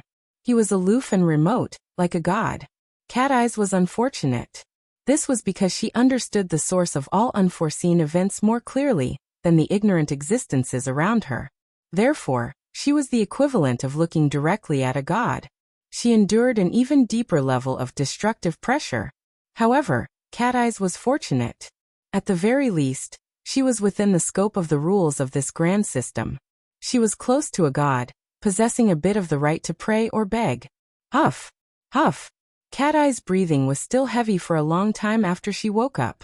It was the same as every time after a nightmare. Her clothes were completely drenched, and the bedsheet beneath her was not able to escape from misfortune. A large amount of heat was lost, and the mental exhaustion was 10 times, 100 times greater. It caused her to hover on the brink of collapse. She wasn't even willing to get up. She just raised her eyelids with great difficulty and looked at the ceiling. Her vision was completely unfocused. Instead, Hiyuain's words from the early hours of the morning echoed in her ears. He is currently probing the world. What he probed out was a storm that stirred the world. That wasn't stirring. It was a calamity. Unknowingly, the angle of the sunlight from the outside world had shifted. It shone through the gap in the curtains and fell on the end of the bed, forming a bright edge of light. It also lightly stuck to her smooth calves, bringing a slight warmth. Cat Eyes instinctively twitched. Her calves shrunk back. She could not help but recall the reality of her nightmare. The memory of being illuminated by the radiant sun. Unfathomable and pervasive. It was easy to find adjectives, but the experience of being penetrated, of being peeled open, of having no privacy from the inside to the outside, of having no cover at all, even the most basic of self-esteem was unbearable. You bastard who bites the hand that feeds you. Cat Eye's little favorable impression of Luo Nan had only been separated by 2 nights, but it had turned to ashes under the roasting of the sunlight. Of course, she definitely would not keep these words bottled up in her heart. Cat Eyes simply dialed Luo Nan's hexa-ear number, threw these words over, and hung up in an instant. Luo Nan responded in an instant, taking the initiative to call back. Sister Cat Eyes, are you okay? Even though it was the psychic wave network, there were some things that could not be said too clearly on this public line. Cat Eyes responded snappily, "Don't bother me." Then she hung up. Luo Nan was well behaved. His revenge was basically a success. But why was it that his revenge, which was supposed to be a form of venting, carried with it a wondrous fear, excitement, and even an inflated sense of accomplishment? Bastard! Cat Eyes cursed once more. She pounded the bed, but in the end, she still crawled up. She fiercely pulled the curtains tight, not letting a single bit of light leak through. Only then did she go and freshen up. A hot bath really did help soothe the mind. Cat Eyes at least had the appetite to eat breakfast by the time she came out of the bathroom. She also skimmed through the news in passing. There were no surprises. Aside from 2 or 3 authoritative news platforms that maintained a bit of modesty, the various media apps, forums, and discussion groups of all sizes of the inner world had already been overrun by gossip such as Luo Nan secretly did a paternity test, or became a father at 16. The corner of Cat Eye's lips twitched, but she still did not laugh. Indeed, there was nothing funny about it. This was because Cat Eyes and other women who had a close relationship with Luo Nan were all within the scope of the sputtering attacks. Aside from Cat Eyes, Zhang Yingying and even He Yuan were caught up in these rumors. They were all spread around, and some of them were even accompanied by specious photos and video materials. Titles such as Master Luo's Harem actually became rampant for a time. Thanks to the genius teacher Luo, Cat Eyes actually had the momentum to become an internet celebrity of the inner world overnight. Tsh. Go find Her Majesty Empress Wu if you have the guts. With that person's high profile, there was no need to blindly take photos. There were plenty of photos and videos. During this time, Cat Eyes received messages of comfort and ridicule from her circle of friends one after another. She was basically unperturbed by this. From her perspective, if she really had to be tossed around like last night from time to time, then it would be better for her to be killed. She finished eating breakfast, but before she could even tidy up, her ears vibrated slightly. A new message was sent over, and it came from Luo Nan. Cat Eyes received it, and her eyelids twitched. It was a form, and the title was Paternity Relationship Appraisal Opinion. All right, after eliminating the meaningless standard phrases and the long list of gene loci, the final analysis and appraisal results were meaningful. The DNA typing of samples A and B at the 20 STR gene loci tested this time is unable to detect homologous hereditary genes. This does not conform to the laws of Mendelian inheritance. According to the results of the DNA genetic marker typing, it does not support the existence of a blood relationship between sample A and sample B. This was great. All the holes in one's imagination were slapped to death in the blink of an eye. Cat Eyes whistled, but before her voice could fall, the other side had already retracted the message. What came next was an awkward emoticon. I sent it wrong. I should have sent it to my friends and family to prove my innocence. Cat Eyes was stunned. She was really unable to match this awkward emoticon and message with the cold and dignified gaze from last night. Is there really nothing wrong with this fellow? Is there something wrong with me? Her thoughts flowed absent-mindedly. Only after a long while did she reply with a perfunctory, "What a pity." This could be considered her usual attitude of taking pleasure in other people's misfortune. The other side instantly replied with another message, but this time it was a hand-drawn sketch. The center of the image seemed to be that of a woman, but the shadows of the lines were smeared away. All that was left was a faint blurry silhouette. And behind this blurry silhouette, there was a technique of perspective. The depth of the image was realized, and another silhouette was outlined. As for why she noticed it, it was because Luo Nan had deliberately marked this silhouette. It looked like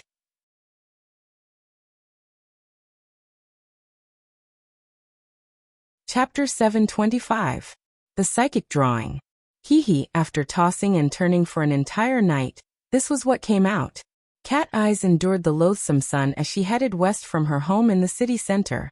She crossed several hundred kilometers to arrive at the black market in the outskirts of the satellite city of Xia City, Mengzhong. All of this was thanks to Luo Nan and his latest work.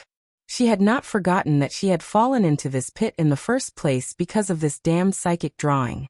A certain someone actually had the face to ask her to come out and scout for information. What did he mean by, "It involves the black market"? It's not good to disturb Sister Yuan. It was clearly revenge. Revenge. She was muddle-headed. Why didn't she smash the drawing into that fellow's face back then? Oh, she couldn't hit him even if she did. Ungrateful, despicable demon, shameless to the extreme, still trying to act innocent after getting a bargain. In any case, Luonen couldn't hear it. Even if he did, Cat Eyes wouldn't care. So all sorts of negative adjectives and adjectives piled up like they were free. It would be best if she could crush that bastard to death. Cat Eyes kept cursing in her mind. At the same time, she didn't forget to memorize all sorts of details on the psychic drawing, especially the outline of the cruise ship. Luonan said that he had blindly drawn it based on his feelings, but this was a psychic drawing. With Luonan's current fame, there would probably be plenty of people fighting over it if he were to take it out for auction. The location of the cruise ship on the drawing is too far away. Plus, its silhouette from the side. It feels like it's very high up. The top deck has many wing-like silhouettes. They might be antennas, bridges, and the like. Cat Eyes, whose mind was busy, finally stepped into the vagrant trade center known as the Wild Inn. The style of this cave-like building was closer to the original ecology. There were fewer customers during the day, so the owner took the opportunity to stock up and deliver goods. This place was more like a freight yard than a hotel. The bar on the first floor of the tavern was only open in the corners around the bar counter. The lighting was deliberately dimmed. The atmosphere of private transactions came out, but whether or not it had any practical significance was another matter. At the very least, for the mental Cat Eyes, she could pretty much see the overall layout and all the minute changes after entering the tavern. Oh, is this too coincidental or too unfortunate? Around the bar counter, there were a few private booths pieced together by high-back sofas. The seats were more or less full, and they were all conversing in low voices. Cat Eyes walked in casually, inevitably drawing everyone's attention. Most people only raised their eyes and quickly focused on their own matters. Only the innermost side of the room was a little old man who happened to be facing the outside. He winked at her and bared his teeth. Cat Eyes responded with a wink. She casually pointed to the bar counter beside her, indicating that they should each do their own thing. The stooped, lazy, and spiritless little old man was none other than Xia City's branch's veteran B-rank psychic. At the same time, he was also an expert in soul studies, Mr. Bai. They were all acquaintances and friends. The more it was like this, the more they would pay attention to protecting each other's privacy. Under such circumstances, a simple greeting was enough. On the other hand, the person sitting opposite Mr. White deliberately turned his head and looked at them a few times. Cat Eyes only felt that the fellow looked familiar, but she couldn't recall who he was for a moment. She simply ignored him. She then sat in front of the bar counter. Blood energy refill. This was both a consumption and a secret signal. Using an expensive drink like blood energy that required honor points indicated that I needed high-end services from the inner world. In the Wild Inn, such high-end services were usually information. As for refill, it indicated that I had an account here. I also made an appointment. The purpose was clear. Don't try to fool me with low-end stuff. The bartender revealed a professional smile. He quickly took out a sealed cup of blood energy from the expensive and sturdy safe beside him and placed it on a tray. Aside from the blood energy, there was also a small flexible screen on the tray. A series of items were listed on the screen. Cat Eyes finished scanning the items on the flexible screen in the time it took her to open the packaging. She then rolled her eyes. You guys are going to go bankrupt here, right? Ha. The time to make an appointment is a bit short. I understand that you didn't make enough preparations, but you don't need to use information from a week ago to trick me. Also, you can count these two small dinghies as cruises. Can your family's cruises enter an underground river? The bartender's professional smile crumbled a bit. He didn't wait for Cat Eyes to respond when a figure came over and knocked on the counter, indicating for the bartender to get lost. Don't embarrass yourself here. Consider today's pay your training fee. Go work hard. The bartender was a bit stunned. Young Master Zong? Go go go. I'm going to chat with my friend. As he spoke, the person who just came over laughed and greeted. Oh my little cat, long time no see. You just came out of the hospital. Did you get your alimony payment? It was this fellow who had been talking with Mr. Bai just now. He even turned his head to size her up. Cat Eyes lifted her eyelids and swept her gaze over the person's face twice. She finally remembered who this round-faced and slightly plump brother was. She didn't say anything. She picked up the blood energy drink and flipped her hand to pour it over. Holy crap! That person suddenly flipped over. His figure could barely be considered nimble, but he was still splashed on his shoulder and the corner of his head by the drink worth 2 honor points. He cut an extremely sorry figure for a time. Cat Eyes didn't follow up with an attack. She only said, "It's yours." "It's mine, it's mine. It's mine." That person accepted the towel the waitress handed over. He hastily wiped his face twice and was willing to accept his punishment. Someone who could speak to Cat Eyes like this was indeed an acquaintance. He could barely be considered a friend. Young Master Zong's name was Zong Yun. He was also a registered member of the Xia City branch. Plus, he had a good father. He was one of the branch's 3B rank fleshly bodies. He was the combat master Mr. Zong Ji, who was famous for his perfect rotation. Although Zong Yun had learned from his family, Zong Yun was a wanderer. He didn't have many accomplishments in the field of combat techniques. He stumbled and barely crossed the C rank barrier. He had an identity in the society, so he put all his enthusiasm into the world of sensual pleasures. He flew all over the world all year round. He spent very little time in Xia City. Oh right, back in the day, this brother also chased after Cat Eyes. But one time, as an assistant, he personally demonstrated the magic of being pierced through the anus by a flying needle. After that, he kept a respectful distance from Cat Eyes. Please forgive me for today's matter. Last time, that baze from the Order of Justice went crazy with alcohol. He brought a bunch of people and pretty much massacred this place. The experienced ones either died or fled. We, the ones who took over, were helpless. Cat Eyes raised an eyebrow. You're here, little boss. Little boss. Participate in the stock market for fun. Let my old man feel at ease. Oh, then I wish you good fortune. Cat Eyes swept her gaze over the simple and crude furnishings of the cave. She gave him some auspicious words without any sincerity. Playing in this area of Xia City is a small business. It doesn't have much of a future. I'm counting on my old friend to take care of me. Zong Yun fawningly delivered 2 cups of blood energy. Of course it was free. If it weren't for my old man getting angry, I wouldn't have invested this money in Xia City even if you beat me to death. If I had the spare time, I could have run to Ban City, T City, or Luo City and invested in a small shop. As long as I could make money from both sides, I might be able to shake it up in 2 years.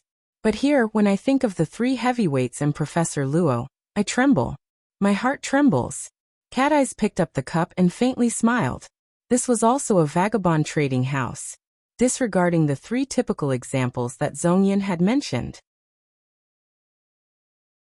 It was not without reason that Spring City had become a market, but this place was a wild inn. The vast majority of vagabond trading houses made money, including the Wild Inn.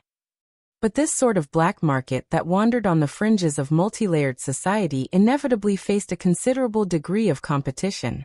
Its greatest competitor was the internal resource market of the ability user associations and other inner-world organizations.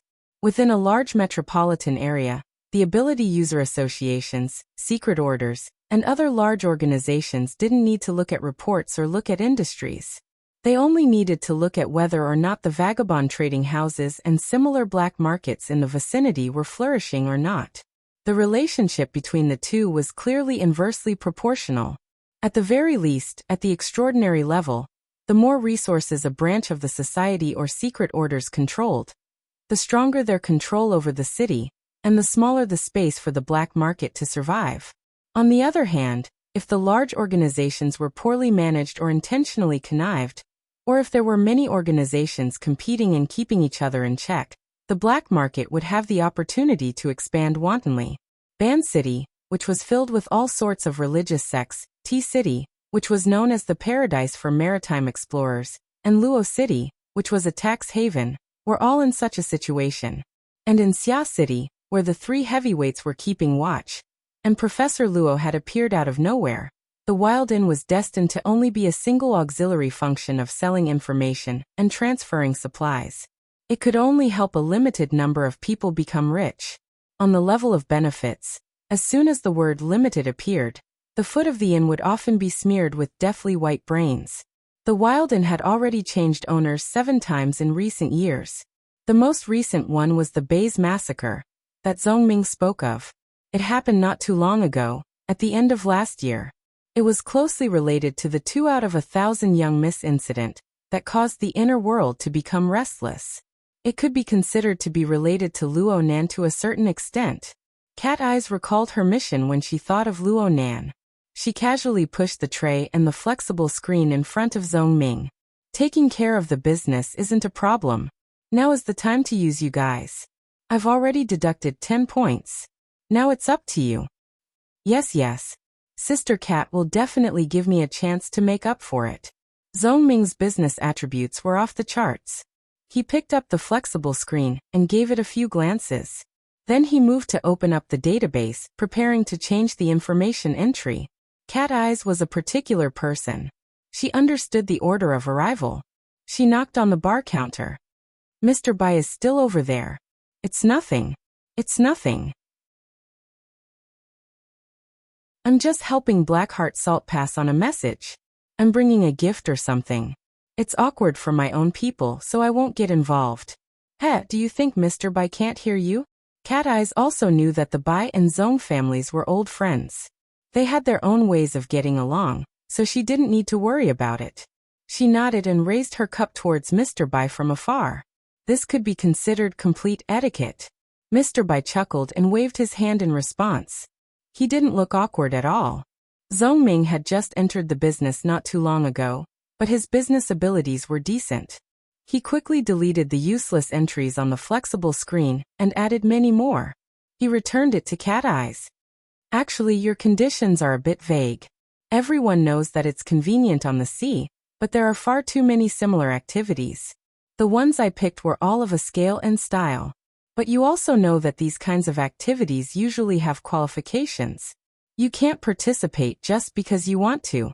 Cat Eyes grunted twice and looked at the introduction seriously. Zhongming snapped his fingers again. This project can't be waived. But seeing that we're old friends, I'll give you another one for free. This is a project that our group of people worked on. The environment, style, and the goods. They're all pretty good. Zhongming lowered his voice and moved closer to speak the last sentence.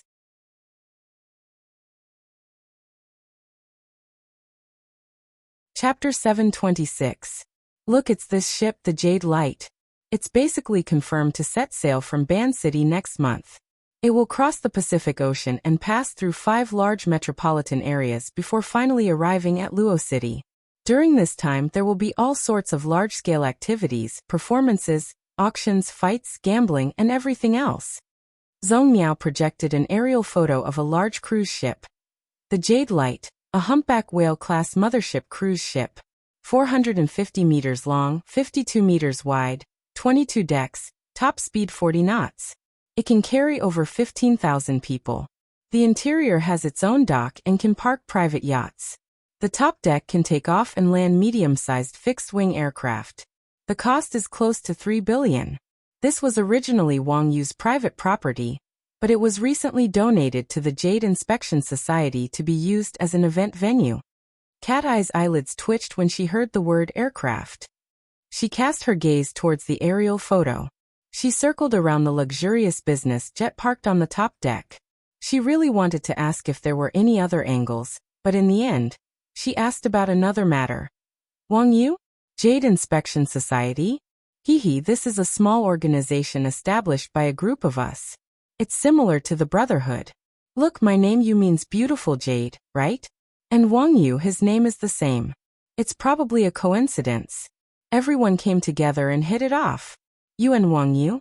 Can you reach them? Don't say that. Cat Eyes look down on others. Wang Yu's name wasn't special, but there was probably only one Wang Yu in the world who could casually donate a luxury cruise ship worth 2 billion. She was the chairman of Jadeite Investment, one of the largest private shareholders of Quantum Corporation, and possibly the most powerful youth in the world. Don't even talk about Zhong Miao. Even Zhong Miao's father, a veteran B-rank powerhouse and a combat master, Zhong Miao, was an unreachable distance away from her. Hey you! Don't hit my face when you hit me. Zhong Miao's tone was raised at first, then suppressed. In the end, he could only respond with a mischievous smile. I can't be mentioned in the same breath as Wang Yu, but it's not like the difference between heaven and earth. Look, Blackheart Salt is her girlfriend. I grew up wearing the same pants as her, so why can't I reach her? Ha! Ouch! Zhongji also realized that he had made a slip of the tongue. He didn't even dare to turn around to look at Mr. White's old face. He smiled awkwardly and sped up. I have a lot of information here. I'll send you the event app. There will be real-time updates about the performances and the items to be auctioned. You can take a look. I have something to do, so I'll be leaving first. Saying this, Zhong Yun hurriedly went to hide. Mr. White didn't kill him on the spot, and Cat Eyes didn't care about the fate of the surnamed Zhong at all. She just sat quietly in front of the bar, waiting for the relevant information to be sent to her. She looked through it one by one. This was especially so for the pictures of the Emerald Light. After 5 minutes of picking and choosing, she finally found one that felt most similar to the Emerald Light among the hundreds of pictures. After making some adjustments, she formed a silhouette effect and pieced it together with the psychic picture in her hand. After a simple zooming process, the silhouette that was converted from a real-life photo successfully replaced the relatively blurry shadow of the cruise on the psychic map. It was almost perfect. This result, Cat Eyes didn't hesitate at all. She sent Luo Nan the comparison diagram and the relevant information regarding the Jadeite light to Luo Nan. Mission complete. She did it in a straightforward and efficient manner. It was simply like the originally expensive cup of blood energy that was now free. She drank the expensive drink that was worth 2 honor points in a single gulp. The warm flow of nourishing energy entered her throat, and great waves surged from the bottom of her heart. Why was it so simple? Why was it so coincidental? Cat Eyes had long felt that Luo Nan's decision to hand this matter over to her was a rather strange one. In terms of intelligence gathering ability, even if Cat Eyes were to fly a plane, she still wouldn't be able to catch up to He Yuan, who specialized in her field and controlled a large number of channels. What did it mean that it was inconvenient to involve the black market? This sort of reason was completely untenable when she thought about it in detail. Did the sources of intelligence still have to be legal and formal? But the truth was that Luo Nan had forcefully assigned the mission to her. He wanted her to go to the black market to search for clues. Not long after she arrived at the Wild Inn, she bumped into Zhong Yun, an old acquaintance. Zhong Yun just so happened to give her accurate information. Zhong Yun certainly didn't know anything about the cause and effect of the entire matter. He just acted according to his usual temperament and personality. He embodied the friendship of a businessman, nothing more. The series of circumstances in the Wild Inn completely conformed to the chain of logic at the time. There was nothing awkward about it at all. But as she replayed the events in her mind, Cat Eyes felt as if she was on an interior stage called the Wild Inn. She and everyone present had performed a play called Intelligence Gathering together. Every single person on the stage was a movie king with off-the-charts acting skills. The entire play was completed in a single breath. It flowed down in a continuous stream. Not a single trace of a performance could be seen. Perhaps she had drunk too much blood energy. She felt a bit intoxicated. Cat Eyes was in a daze for a time. She couldn't differentiate between reality and illusion. She subconsciously supported herself on the bar counter and stood up. She prepared to walk out. It was at this moment that a slight stimulation from the outside world caused her to fiercely wake up. She turned her head to look and just happened to meet Mr. Bai's puzzled gaze. "Oh, Cat Eyes, you're going back just like that?" Cat Eyes stood still. In the end, the experiences of last night, now, and even the recent period of time had caused her some trouble. It was impossible for her to go see a psychiatrist. However, when she coincidentally met an expert in a related field, the preset obstacles were naturally erased. She hesitated for a moment before walking over to the private room. "Mr. Bai, are you looking for someone to drink a few cups with?" Mr. Bai cheerfully extended his hand and gestured for Cat Eyes to sit.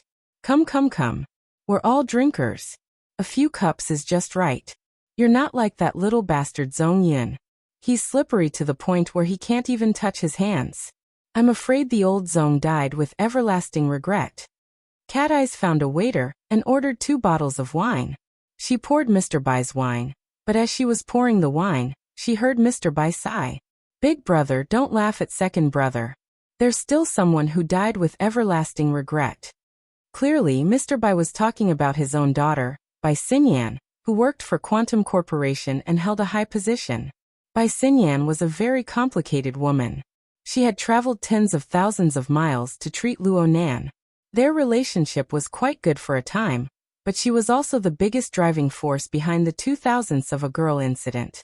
It was just a semi-rumor, but it set off an enormous storm. It nearly caused the power balance of the inner world to collapse.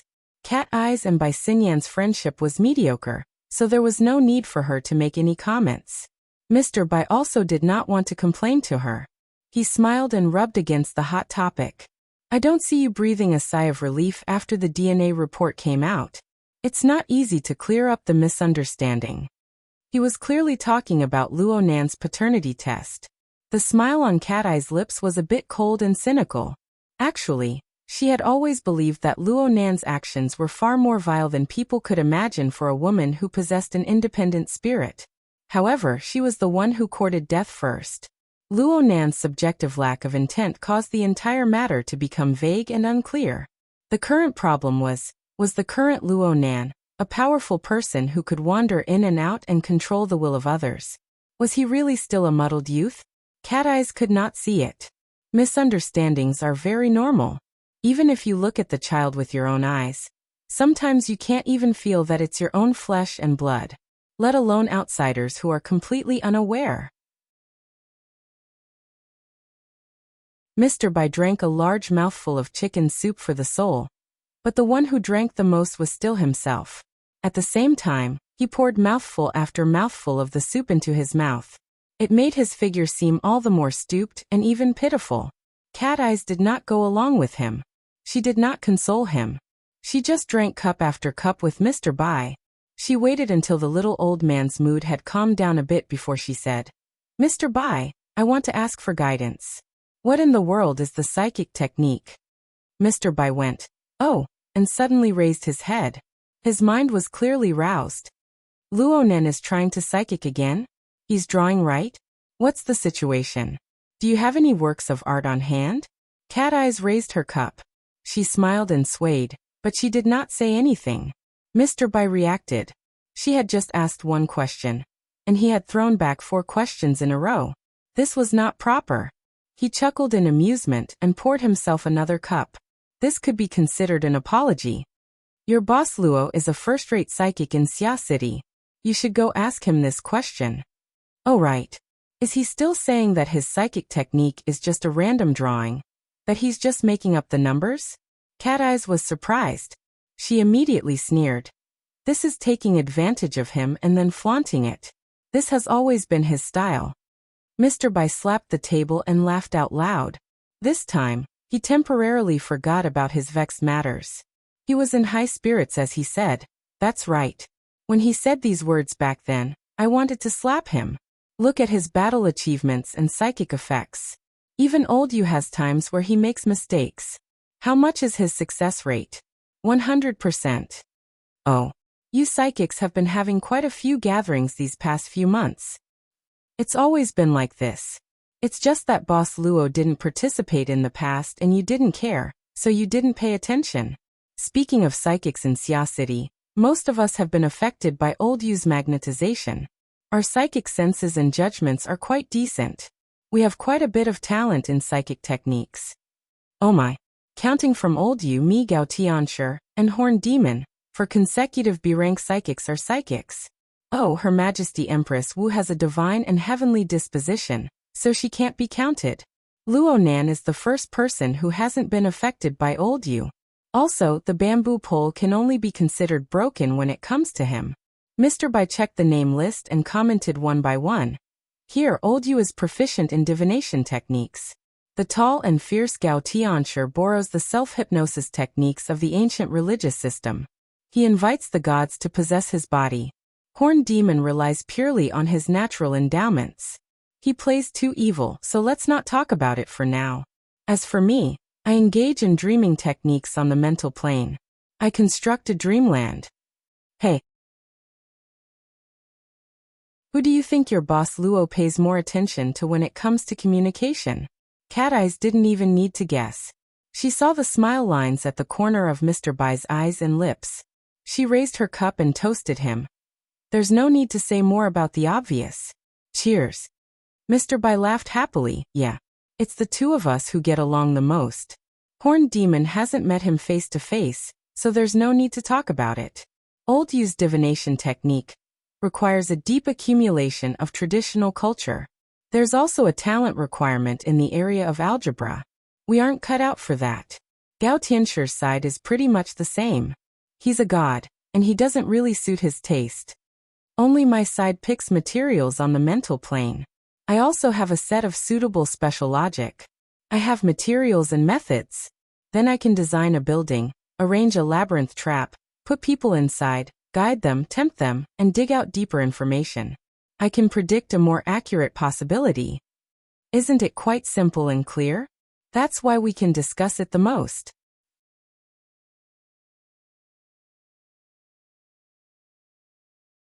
Chapter 727. Mr. Bai's description doesn't break away from the habits of a medical worker. His description is rigorous and conservative. He basically won't go overboard. But when it comes to dreams, emotions, desires, and instincts, the route is a guided transformation from false to real. Making dreams come true is the essence of the art of telepathy. Luonan made an evaluation in a proud manner. Unfortunately, he could only say it in his mind. Right now, he sat upright in the classroom. There was a ceremonial feeling of the final lesson. The school's courteous, helpless, and resolute suggestion. And the results of the family meeting had basically decided that Luonan's 96 to 97 school year would end early. Right now, it was just a matter of going through the motions. As for when he would return to school to continue his studies, there was still no definite date. Luonan's appearance in the classroom was completely meaningless in terms of his studies. He just came to hide in peace. The omnipresent gossip was already very annoying. There was also the ridicule from the group of friends and relatives. Though they didn't have any evil intentions, it wasn't good for his concentration. Right now he sat in the classroom. He automatically blocked out the teacher's lecture and the surrounding noise. He received the information from Cat Eyes and carefully reviewed it. Luonan didn't mind Cat Eyes chatting with Mr. Bai and talking about him behind his back. At most, he would just spit out a mouthful. He knew that Cat Eyes had been quite distressed recently. If she had asked him directly, he wouldn't have been stingy in explaining it. But if she didn't come looking for him, he couldn't force himself to say, "I tormented you last night because of OXX. There's no problem. Just relax and it'll be fine." Oh, he really did feel a bit guilty when he thought about it this way. Luonan coughed and took a deep breath. He adjusted his sitting posture and focused his attention back on the projected work area. The information sent over by Cat Eyes, especially the information related to the jadeite light, met Luonan's expectations. Cat Eyes had perfectly fulfilled the role of a die. Within the hazy background, she had highlighted a significant factor. Luonan's judgment was the same as Cat Eyes. He also believed that the jadeite light cruise ship was extremely compatible with the fuzzy outline he had drawn on the psychic diagram. And he went one step further than Cat Eyes.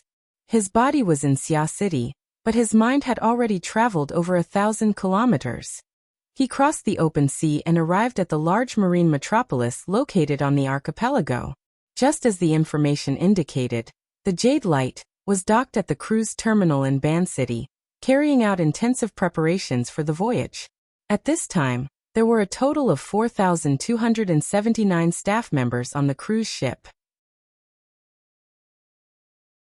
The tourists near the dock, the docks, the factories, and so on within 20 square kilometers had about 100,000 people. Luonan's mental sensing network was supported by concentrated water molecules. It adhered to the bodies of over 100,000 people. Luonan relied on the face recognition algorithms of the virtual brain system to sift through them in a short few minutes. The result was not satisfactory. The Xielhua Order's female officiant was not detected. Should I say as expected? Luonan maintained an extremely good state of mind. He wasn't dispirited or impatient. After determining that it would be very difficult to make a breakthrough, he temporarily shelved his screening work and returned to the materials. He went through them page by page to see if he could find a new trigger point for inspiration. Wu Jun's matter isn't that urgent. There's still enough time to deal with it. Moreover, in this matter, my thinking and methods are not wrong. Luonan reviewed the materials and scrutinized his own methods. He was quite confident in his final conclusion. Luonan had lived a relatively peaceful life over the past few months. Aside from the incident he caused in Spring City 2 days ago, and the occasional mental wandering that caused trouble for the explorers who were searching for a needle in a haystack, he basically did not have any other major operations. No one was blind enough to provoke him. Therefore, these 4 long months of peace were a period of sedimentation for Luonan. It allowed Luonan to truly make up for his most lacking extraordinary theoretical foundation. There was the virtual brain system that came from an unknown civilization. It was mature, profound, complex, and rigorous in its configuration and dynamo core design rules. There was also the crystallization of various theories that were still in its early stages on Earth. They were mainly guesses based on experience, but there was no lack of resplendent brilliance. In this way, Luonan's behavior and judgment erased many elements of imagination, conjecture, and gambling. His goals became clearer, his methods became more concise, and his self-confidence rose with the tide. The only unpredictable factor in the drawing process of the psychic diagram was the influence of the Abyss Sun disk. Once he accepted it, Luonan didn't believe that there would be any flaws in the other links. I'll use the mental sensing network that covers the entire world to search the environment Wu Jun has lived in, and the people she has influenced. I'll search for traces of that special magnetization. I'll also perfectly avoid powerful extraordinary species, people who might cause a backlash. Then I'll use the observation and special intuition tempered from my speed writing practice to extract concise feedback from the vast background information. This is a search and judgment. It's an evaluation and calculation. At the same time, it's an associative creation. This is my forte. Luonan's mental senses and the acuity of his psionic senses went without saying. They were top-notch in the world. At the same time, he controlled the wraith sign, allowing him to probe into the depths of a person's emotions at any time. This was the best tool to search for materials. And the sketching technique he practiced since he was young was ingeniously combined with his senses and psionic senses. It formed a logical chain of observation, discovery, capture, reproduction, and reconstruction. The combination of the two formed the core cornerstone of the living starry sky, and the large production line of the closed system. This was the fundamental method he used to construct his system. Of course he had confidence. He had to have confidence. Perhaps there were many people in this world whose logical thinking and associative imagination abilities were more powerful than Luonan's. There were also many people whose sketching techniques could crush Luonan into dregs. However, they would never be able to possess the breadth and depth of perception that Luonan possessed. They would never be able to possess the keen grasp of the laws of extraordinary power, and the flow of emotions, instincts, and desires that were built upon the dual systems of the virtual brain and the wraith sign. This was the disparity that was essentially insurmountable. This disparity determined whether a sketch was a display of pure artistry, or a miraculous display of insight and foresight. Plus, there was the Abyss Sun wheel. Under the boundless and pervasive light, the emotions and desires of people were like bacteria under a microscope. They were magnified and dancing in an exaggerated manner, full of sensitivity and desire to express themselves. Why did Luonan favor the dream-inducing technique so much? It was because the dream-inducing technique was the only method Luo Nan had up until now aside from the similarity in basic concepts. He could partially explain and practice the Wraith sign system, receive, and utilize the power of the Abyss Sun Wheel. Of course, the influence of the Abyss Sun Wheel was like an enormous, turbulent wave. It felt good to have the wind and the current go smoothly, but it would overshoot if one wasn't careful. The psychic technique can retrace the past. It can foresee the future. The dream-inducing technique plus the Abyss Sun Wheel, along with my original creative intent, are all aimed at foresight. But right now, the driving force is hard to control, and the information I extract and associate is far too jumpy. I can't find Wu Jun right now. Excluding the possibility of the psychic failing, it's more likely that this matter hasn't happened yet. Luo Nan wrote and drew in the virtual work area, arranging the information he had gathered. He also began to interpret the results of his own psychic technique. If this is the case, then there are quite a few missing links that need to be filled in before the scene of foresight. Oh, I also need to pay attention to the problem of the psychic main body. Wu Jun's whereabouts is a problem I urgently want to know. It is related to my personal interests. Therefore, the construction of the dream-inducing world and the rules of its operation revolve around me. The results obtained through psychic communication and divination must be established on the foundation of my deep participation. In this way, the jadeite light isn't simply a place where Wu Jun will appear. It's the intersection point between me and Wu Jun. I can come into contact with the jadeite light at any time, but the intensity of observation shouldn't be enough. Then do I need to personally go there? The psychic technique isn't tampering with the world line. Instead, it's a kind of observation, grasp, and conjecture of the natural development trend. In other words, if things continue to develop according to normal circumstances, I might have a higher chance of boarding the jadeite light and meeting up with Wu Jun there. 15 minutes ago, the concept of the ultra-luxurious giant ship, the jadeite light, didn't exist within Luo Nan's knowledge. However, the current location of this giant ship was the cruise ship dock of Ban City. Ban City was a place Luo Nan had to go to in the next few days. He needed to make advance arrangements for the purge of the cloud world. He also needed to use the resources of the Blood Flame Order over there to practice and master the new abilities brought about by the biochemical reactor. In particular, he needed to adapt to the short yet powerful explosive period of the weak electromagnetic muscle structure. The situation seemed to have become a bit clearer. But how could he take another step forward? He never had any plans to ride a cruise ship. He didn't even have one now. Who could hold a gun to his head and force him onto the ship? Luo Nan went in circles for the following period of time, but he didn't get any results. Right when he was feeling helpless, the hexa ear vibrated slightly. Someone was looking for him. Luo Nan raised his eyebrows when he saw the contact. Oh my, this is a broken pot that's broken. He's taking the initiative to deliver his head. The person who sent the communication request was none other than a certain person who had gotten into trouble by mistakenly believing in Big Mouth. Luo Nan let out a breath and directly issued an ultimatum after connecting. Bro Octopus, let's meet in the fighting arena tomorrow. We'll settle our grudges in a single fight. I guarantee I won't kill you. Can I talk about proper business? My proper business has become a world-class tidbit. Why don't you explain it to me? A professional explanation is definitely no problem for me.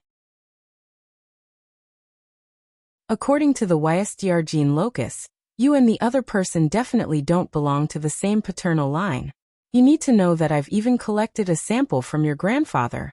I've even called up the SCA database for your father's genetic records. I can confirm that there isn't even a 1 in 10,000 chance. This is good news, right? Hehe. Luo Nan could only respond in this manner. Frankly speaking, Luo Nan let out a sigh of relief in his heart with this kind of result. Even though he didn't have any so-called expectations towards a certain person, it wasn't a bad thing to be able to be a bit less disgusting. Also, he could use a more natural attitude to face polio. This was undoubtedly a good thing. Right. This was a good thing. But he still wanted to beat that bastard octopus to death. Octopus laughed dryly a few more times, but he lacked the strength to continue. He simply sent a picture over. The picture was automatically projected onto his retina in the communication state. It should be an automatic photo. The items on the picture were all crooked, but fortunately, the general appearance could be seen. The surface of the thing was wrapped in leather. The pages of paper were folded together in the middle, and they were connected by neatly arranged metal rings. It looked square and heavy, and the whole thing was a bit fluffy. Yes, this was an old notebook.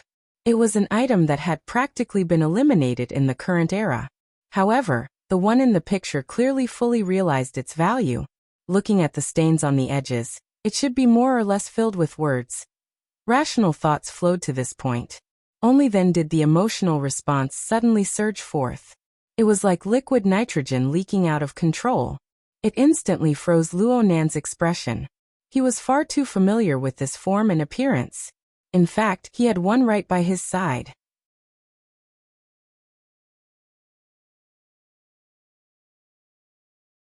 Chapter 728. From the Pingjiang district in the southwest of Xia City to the Lilan district in the northeast, there was a large diagonal that ran through the entire city. Normally, this traffic line was known for being busy and congested. Luo Nan rushed out of the classroom.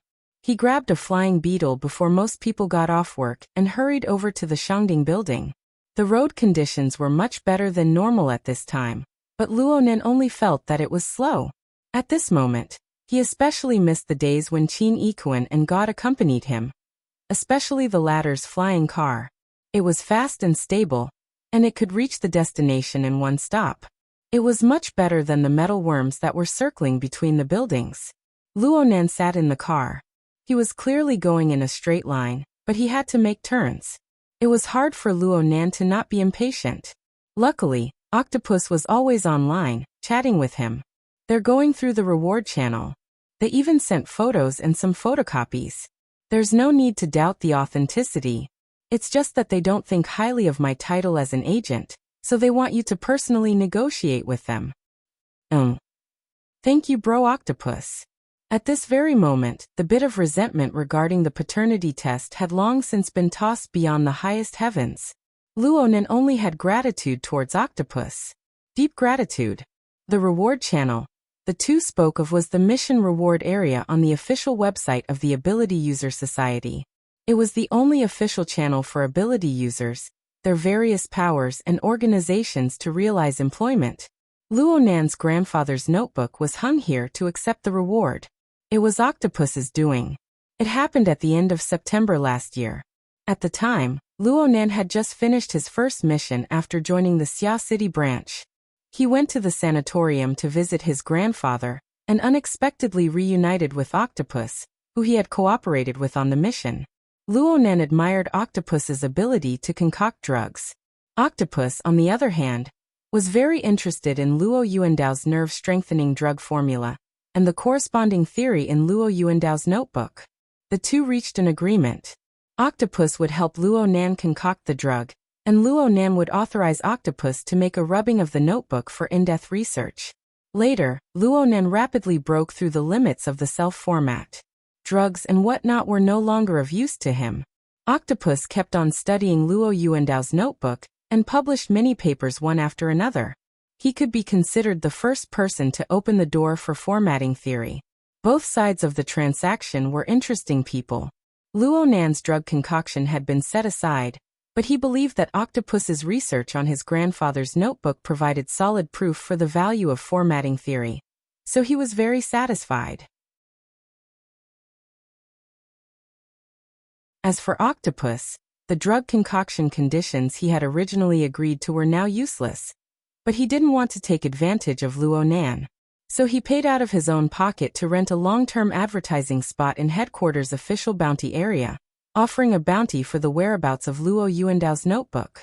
Octopus had mentioned this matter to Luo Nan before, but Luo Nan had forgotten about this matter after half a year had passed until today. Compared to the restless Luo Nan who had heard the good news, Octopus, who had originally intended to use this to make up for his crimes, had regained his rationality earlier. He fiercely gave Luo Nan a heads up. Since the other side has proposed negotiations, they certainly won't be satisfied with the bounty on the list. Right now your status and value are different. The name formatting theory has undergone an earth-shattering change compared to before. To be honest, the price hanging on it doesn't match. We have to be prepared for the price to be raised. Yes, I know. Hey, you're clearly going to get ripped off if you negotiate in this state. Don't forget, this is just one of the hundreds and thousands of notebooks your grandfather has. If the first standard is raised too high, then the rest will really explode. No matter how good your credit rating is, it won't be able to fill this bottomless pit. Yes, I know. Fine. Let's find external help. Octopus looked at Luo Nan's dishonest appearance and felt despair. He was a young man. Once his emotions got to his head, he would certainly disregard the consequences. He knew that he wasn't a negotiation expert, and he wasn't someone who could persuade Luo Nan. He could only place his thoughts on someone else. If there's something, find the secretary.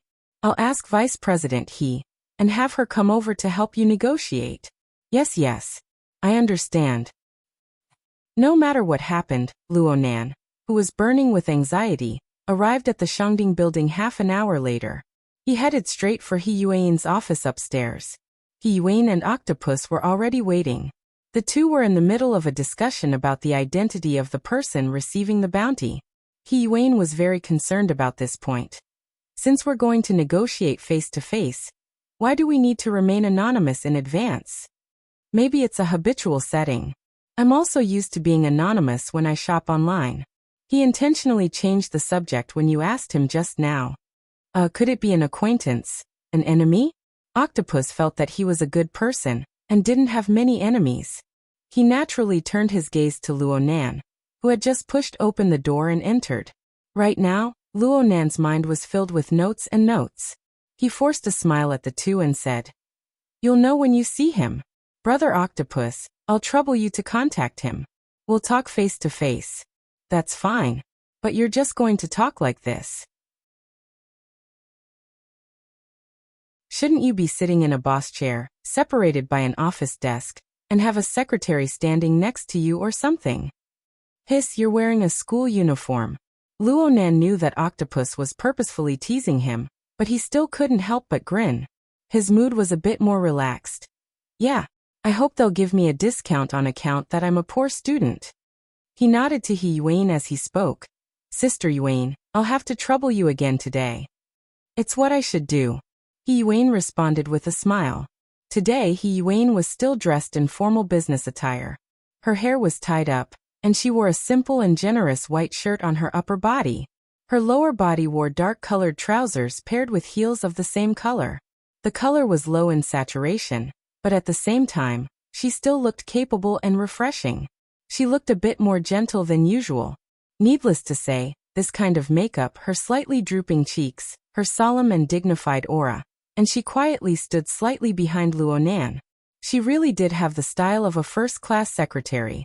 It was just that the school uniform of a certain someone in front of her was too out of character. "I'll be in charge of communication. You'll be in charge of showing your face. Secretary, he will be in charge of negotiating the price. The division of labor is clear. We can't interfere with each other, especially when negotiating the price. Do you understand?" The three people stood in front of the office desk. Octopus opened up the communication function of the official bounty channel. Since this wasn't an instant communication, Octopus didn't expect Luo Nan to pick up immediately. He seized this time to brainwash Luo Nan with high intensity. Luo Nan let out a breath, and was just about to respond when he saw the projection in front of him open automatically. It showed that Luo Nan had received the message and had agreed to make a video call. "Ah, he's here." The gazes of the three people focused on the projection area at the same time. First, a deep blue sky appeared over there. There seemed to be the whistling sound of the wind. The camera here shook endlessly. A face that seemed to be male entered and exited the image several times. It was only after a few adjustments that it finally stabilized. "Oh, Luo Nan, Boss Luo. I see the real person. It really was a male." He spoke in a slightly resounding tone and spoke in a familiar manner. He felt like a rather extroverted person. Truth be told, this person's appearance was a bit simple and clumsy. His forehead was quite a bit wider than an ordinary person's. His eye sockets were deep, making his forehead look like a deformed bulge. It was quite eye-catching. Luonan subconsciously examined him. Oh, why does he look a bit familiar? Have I seen him somewhere before? A thought suddenly sprouted in his mind. Before he could react, he heard Octopus groan to the side. Crap! The person in front of him had already cracked a smile at this time. He laughed happily. This is the first time we've met. But you should have heard of me before. I'm a horned demon. Ah. Luonan was stupefied when he suddenly heard this title. That's right. He really had heard of this name before. Just an hour ago, Mr. Bai was drinking and discussing heroes. He had even mentioned this person. The Horned Demon was the only one Luonan had never seen out of the several veteran B-rank psychic types in Xia City. Hold on. They were from the same branch. This should be a good thing. Why did Octopus say crap? Right when Luonan was confused, the Horned Demon's line of sight had already shifted. It streaked across Octopus's face and finally stopped at He Yuan. His long and narrow eyes, which appeared especially bright and clear, froze. Then a smile blossomed on his face as his entire face revolved around these eyes. Oh, look what I see. A beautiful woman. A woman. The Horned Demon's tone became even more resounding, so much so that there were signs of his voice breaking. He was like a lousy opera singer who began his performance in front of the camera. I don't know how to address this lady. Wait a moment. Let me guess. I don't know anyone from the branch, but there's such a stylish beauty. Don't tell me she's the legendary vice president of the Burners, someone's professional secretary, Mrs. He Yuan? Wasn't his performance a bit too exaggerated? Luonan's brows subconsciously wrinkled, and the Horned Demon's face abruptly disappeared from the camera in the next second. This time the camera followed up in a timely manner. It scouted down and captured the figure of the Horned Demon. The camera only reflected the back of the Horned Demon. This was because the Horned Demon's knees and hands had fallen to the ground, ignoring the filthy dust and mud. His head heavily smashed onto the countless wrinkles of the red earth wasteland. At the same time he loudly shouted, Grandma Yuan, I'm sorry. Luonan was stupefied, but He Yuan reacted faster as the person directly involved. She whispered in his ear, I'm going to hide for a bit. Then she flashed out of the door. On the other side of the camera, the Horned Demon straightened his upper body. He raised his hands in an exaggerated manner before knocking them down again. He was still shouting, Grandma Yuan, I'm sorry. Grandma Yuan, I'm sorry. After shouting 3 times and kowtowing 3 times, the Horned Demon crawled up from the ground. He patted off the dust and mud as if nothing had happened. Done. What's going on? Luonan was really confused. No matter how much he imagined, no matter how detailed, it was impossible for him to think of this situation. Octopus held his forehead with his hand, covering half of his face. He lowered his voice and said, This is the reason why the Horned Demon lingered in the wilderness. Back then, he suffered a crushing defeat against Her Majesty Empress Wu. The agreement he accepted was that he would kneel down and shout Grandma, I'm sorry 3 times whenever he meets a woman within 3 years. Only he could endure this kind of condition. Her Majesty Empress Wu. Right now it's not related to Empress Wu, right? On the other side of the projection, the Horned Demon wiped his forehead in passing, but it made the mud even clearer. He didn't care.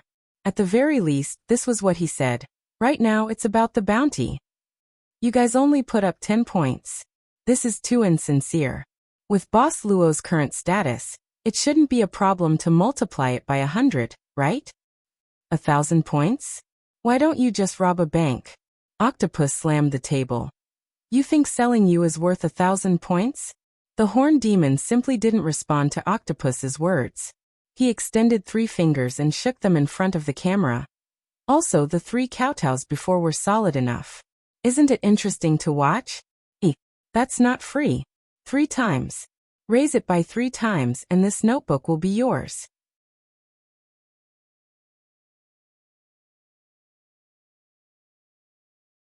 Chapter 729. Increasing it by 3 times would make it 3,000 points. Frankly speaking, Luonan didn't have any special intuition when he heard the number that jumped out of the horned demon's mouth. This was because he had yet to establish a direct perception of the purchasing power of honor points. Octopus slammed the table at this time. Horned demon, what the hell are you doing? Is the ability user society going to collapse? Are the points useless? Are you King dreaming? Oh my, now that you're following a new boss, even a soft octopus can explode with thorns. The horned demon mocked mercilessly. He turned to Luonan and made a zipping motion with his mouth. Shut him up, or else we can multiply the number. Luonan stared at the image of the horned demon. Common sense finally struggled out from the depths of his restless heart, and arranged into a series of normal logic. The price of labor in the ability user society was relatively stable. 1 to 2 points could be used to hire high-level professional support personnel to carry out non-combat missions. 3 to 4 points was basically the highest reward assigned for a group combat mission. 5 points and above could be considered a high reward. 10 points was a sky-high price. Usually, it was the price paid by extraordinaries or the use of high-level public resources. If it was a bit more mundane, 1 point could be exchanged for 1 million, according to the market price of credit points. However, this was a publicly recognized price that was lagging behind. Practically no ability user would do such a stupid thing. Luonan opened the credit system due to the negative value of his points during the 2000th miss incident. His credit limit at the time was 1,000 points. In theory, that was an overdraft of his strength and potential at the time. It was the highest evaluation. In this sense, Octopus had a basis for saying that the horned demon wouldn't be worth 1,000 points even if he sold himself. Of course, Luonan's credit limit was 1,800 points. He was basically at the highest level below extraordinaries. His savings reached 700 points. This was accumulated over the past 4 months through the usage fees for the SVIP model of the Psychic Wave Network, the design fees for the Blood Intent Ring Fortress login bracelet, and several lectures. Luonan was definitely at the level of a rich person in the inner world. However, if he let the horned demon take 3 or 2 times, he would be emptied of his assets if he were to complete the transaction. Then he would have to sell his blood. In other words, a certain amount of stimulation was needed when a person was anxious. Luonan had no concept of money, but he could tell if others were treating him as a fool. The corners of his mouth twitched. The same thing has a different value in everyone's heart. Therefore, a transaction is a voluntary transaction. However, if one party isn't sincere, then there's no way to talk about a voluntary transaction. The centaur immediately applauded. Look, Boss Luo is quite good at speaking. To be able to say doubtful words so beautifully. That's good. Young people shouldn't do things based on subjective feelings. Luonan directly retorted back. If it wasn't for my subjective feelings, why would I rush over for half an hour to negotiate with you over an old-fashioned notebook that may have already been photocopied by you several dozen times? Aside from its value as a memento, it doesn't have any other meaning. The horned demon revealed an exaggerated smile, but Luonan didn't wait for him to follow up. He stared at him and said, "We are all on the mental side. We are all psychics. If we throw away our subjective impressions and intuition, what is left?" These words finally warped the horned demon's smiling face. His long and narrow eyes widened a bit as he stared at Luonan. It looks like we need to revise our impressions of each other. And also our bargaining chips. Luonan pursed his lips and watched the performance of the horned demon with cold eyes. It was just as he had said to the horned demon. A psychic and a psychic basically relied on their subjective intuition when looking at people. Impressions were very important, and the horned demon's performance from the beginning until now made it very hard for Luonan to face him with the attitude of an equal trader. The horned demon really didn't walk this path. He widened his smile once more and a strange voice came out from his throat. "Huahua, I really don't like the look in your eyes right now. The reason why I'm still able to maintain my communication with you is because my thirst for honor points is even stronger.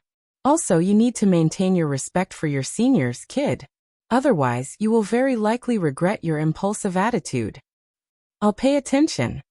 Luonan responded indifferently. "TSK, It looks like you guys have some misunderstandings about me being low-key before.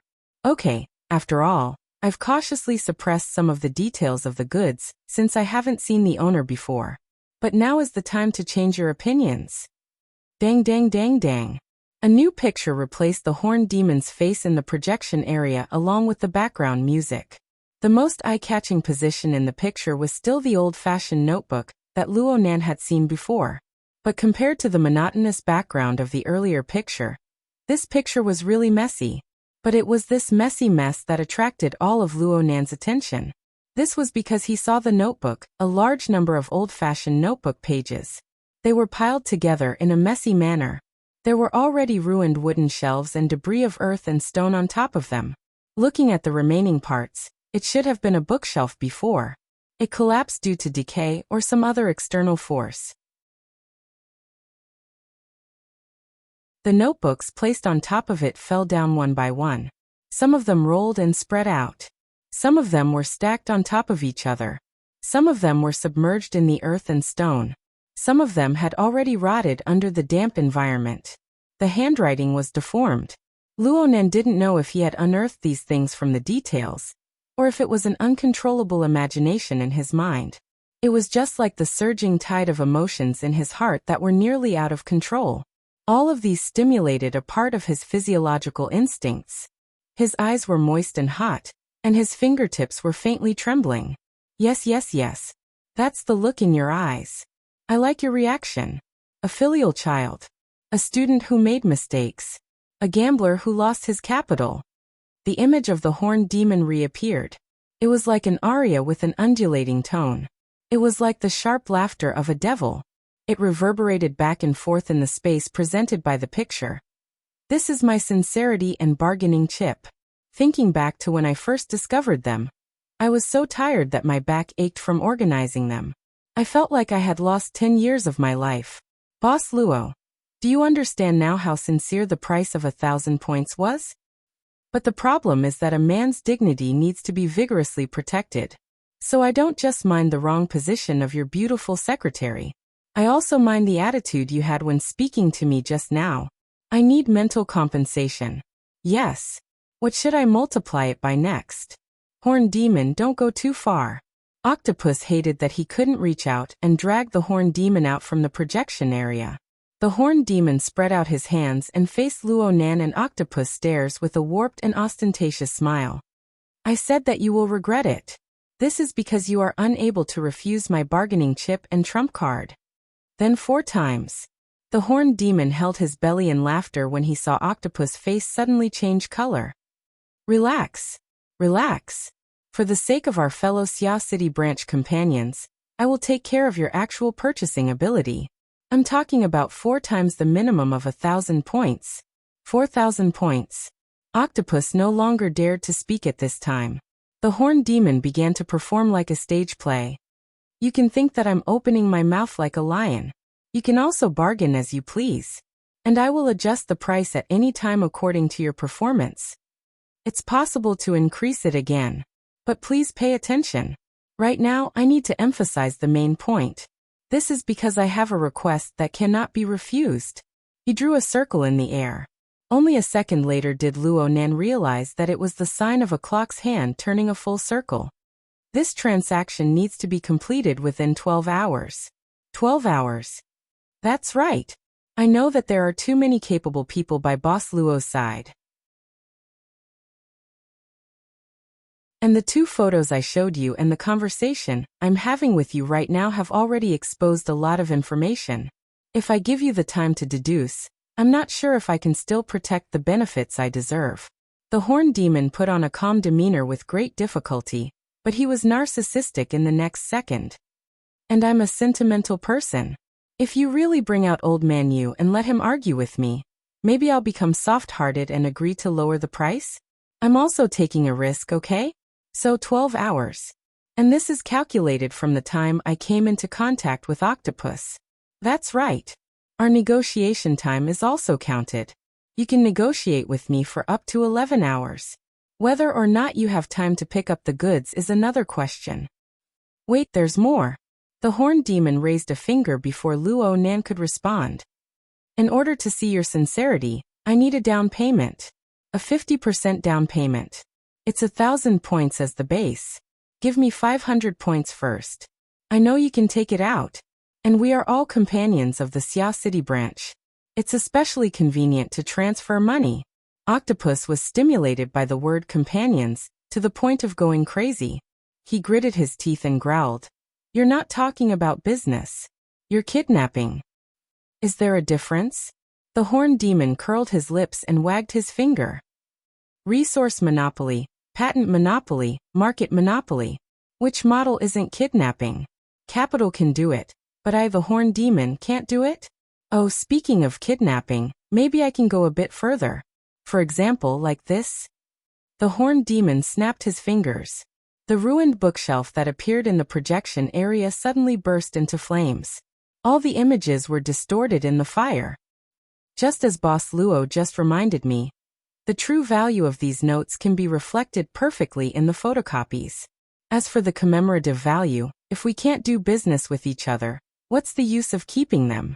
The horned demon's long and narrow eyes reflected the light of the fire and the color of blood. How about we make a bet? If this business fails, what will I do? When the time comes, it won't be these pictures with special effects. I will bring out even more efficient results for you to enjoy. Damn, I feel like I'm a villain when I talk like this. Then let's end this quickly. Your answer, kid. Luonan felt his ears buzzing after listening to too many of the horned demon's lines. His mind was a bit dizzy. He didn't pay attention to the threats in the horned demon's long speech. He didn't pay attention to the self-entertainment. He just confirmed with the horned demon according to his own understanding. You entered my grandfather's wilderness laboratory. The horned demon was slightly stunned. He chuckled. The standard answer. The surprise level isn't high enough, but most things in the world are like this. You can completely. Luonan interrupted him. There are still people there, right? The horned demon blinked and then said, You want to pry information from my mouth and get the coordinates.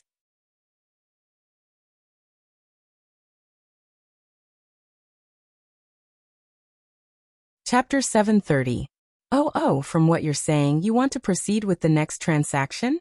Faced with Luonan's inquiry, the horned demon first grinned. Then he displayed exaggerated emotions and sympathy. I understand your mood, Boss Luo, but I must tell you sincerely that this is truly valuable information. Moreover, it is still in the process of rapidly increasing in value.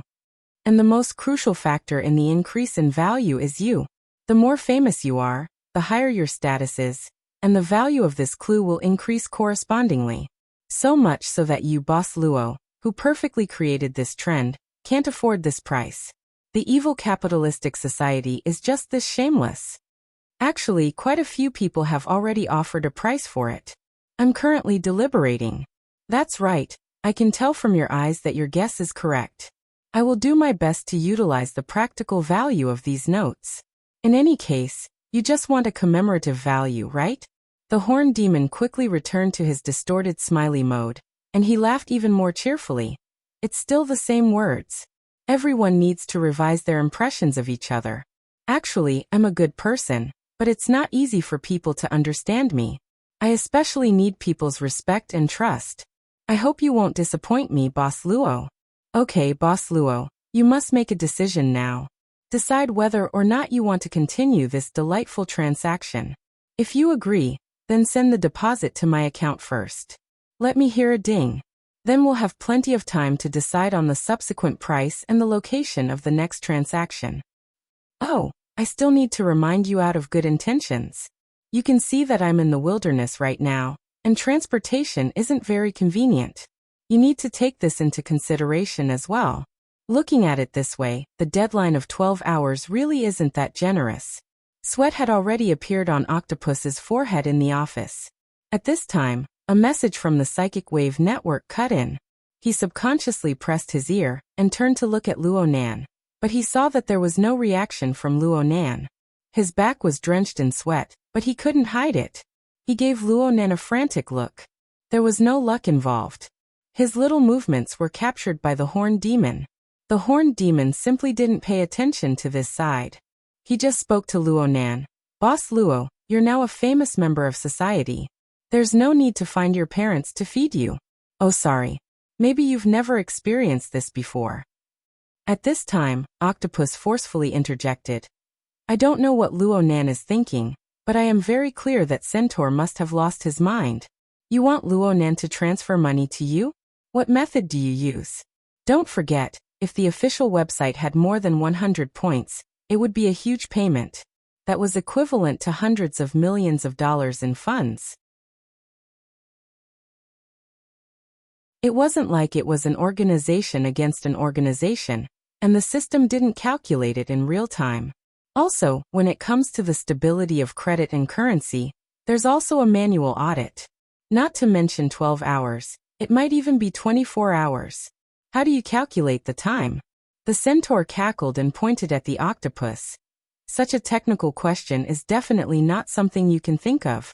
Is that beauty he controlling it from behind? I know what you guys are thinking. You want me to use the high authority channels of the psychic wave network, right? I'm not in Xia City right now. If I want to log in and receive the signal, I'll need to use my own strength to support the signal transmission. Then you can seize the opportunity to lock onto my position. Okay, no problem. I'm a straightforward and upright person. I'll do as you wish. Boss Luo, let's add each other as friends.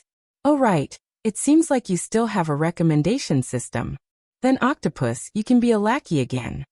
Octopus had already recovered his calm. He turned a deaf ear to the centaur's vile provocation, but he couldn't help feeling a bit anxious when he saw Luo Nan's current state. He felt that Luo Nan's mind was wandering. Luo Nan should be angered by the centaur. Luo Nan's mind must not collapse at a time like this. Luo Nan. The centaur and octopus's continuous greetings finally brought Luo Nan's attention back. He looked at Octopus, and Octopus gestured for him to look at the information sent on the psychic wave network. A new mission channel was established on the psychic wave network. For now there were only Luo Nan, Octopus and He Yuan. Octopus had already sent many messages. The last message was, delay him for a bit more time. He will certainly defend against the psychic wave network, but he can't defend against the sun and the weather outside. We can guess his latitude and longitude and lock onto his position. Let this deal go to hell. Luo Nan was expressionless as he left a message in the mission channel. It's fake. That's fake. He Yuan's message was practically synchronized with Luo Nan's. Octopus didn't react for a time. What? The scene presented to us by the centaur is fake. He Yuan explained further. Although the angle of the sun's altitude and the progress of the natural light shift are very realistic, if we calculate the latitude and longitude, it should be the Chang'an Lake area in the middle of the old continent in the northern hemisphere. The relevant areas are all bodies of water that have been severely polluted by radiation. It's impossible for a large area of the red earth wasteland to exist. Therefore, we can basically confirm that the centaur should be in a highly simulated virtual setting. Holy crap! Octopus's mind nearly collapsed again. Fortunately, his mind was still clear.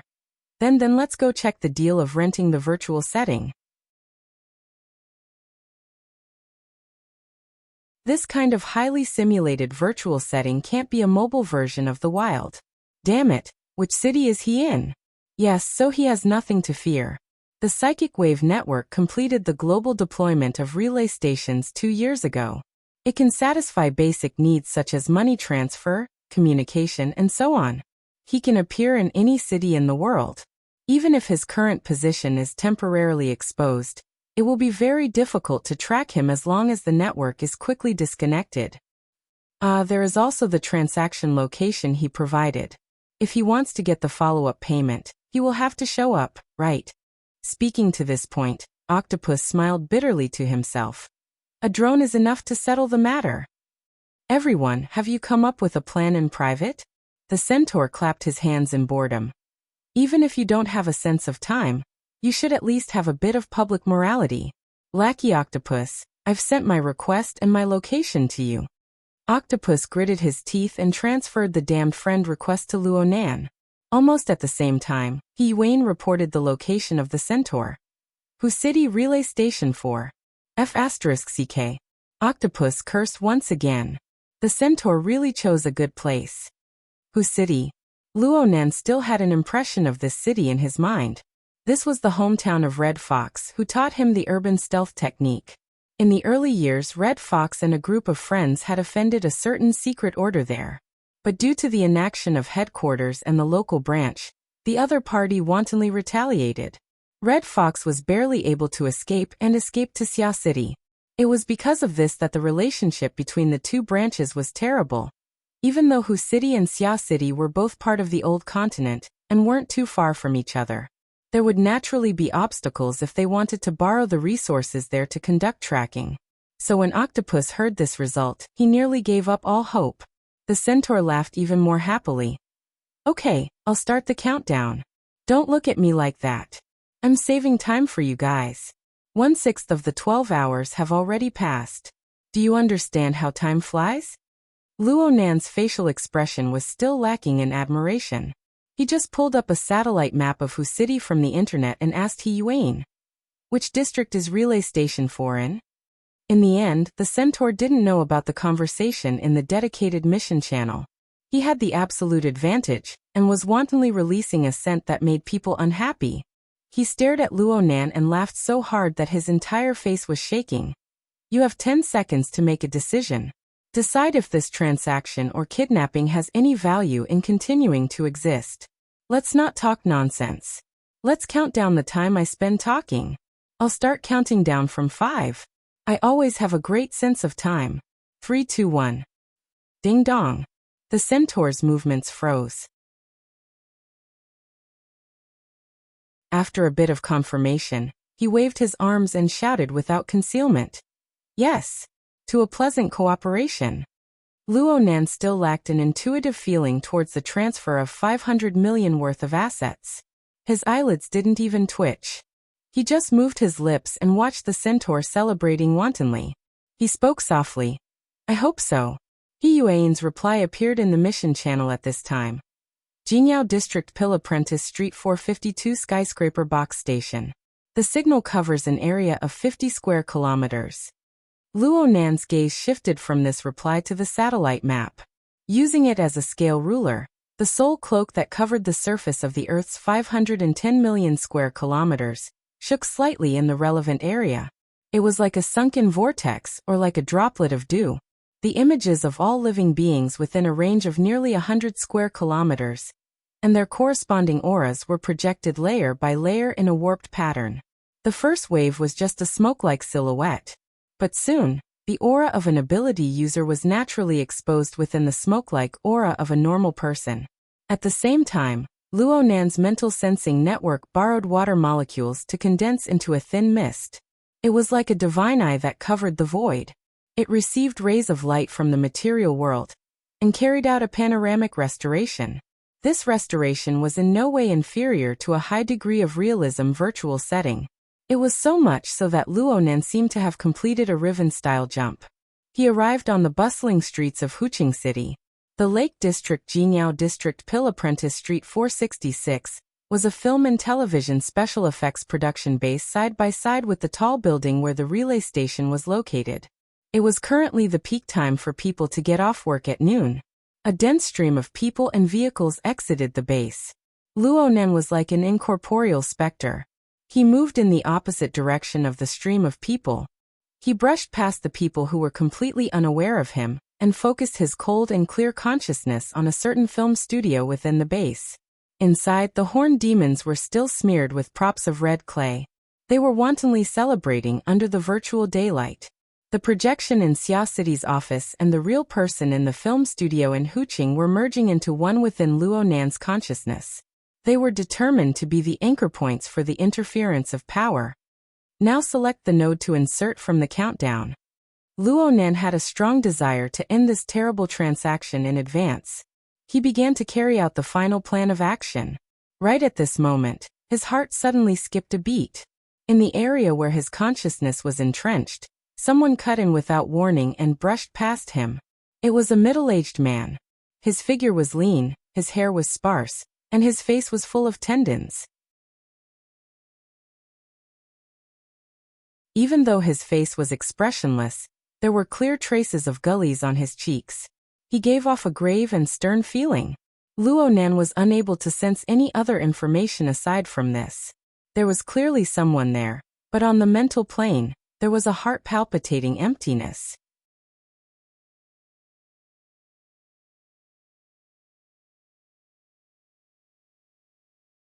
Chapter 731.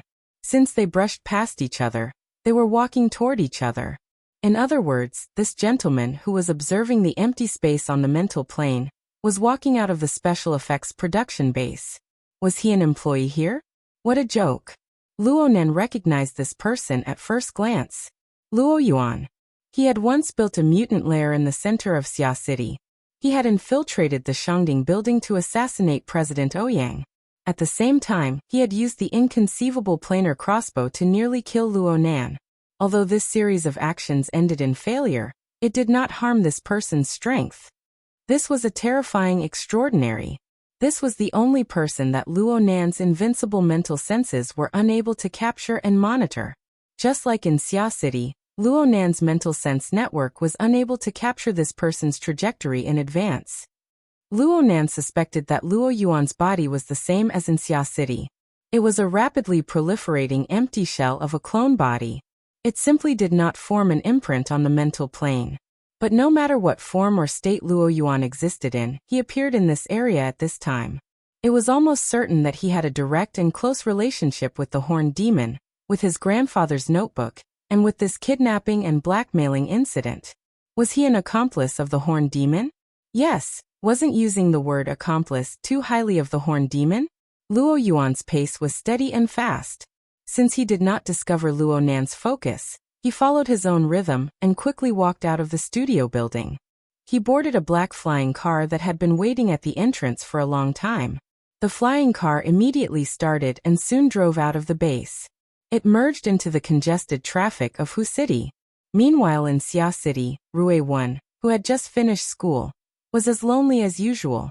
She walked alone on campus, taking the opportunity to break away from everyone's line of sight.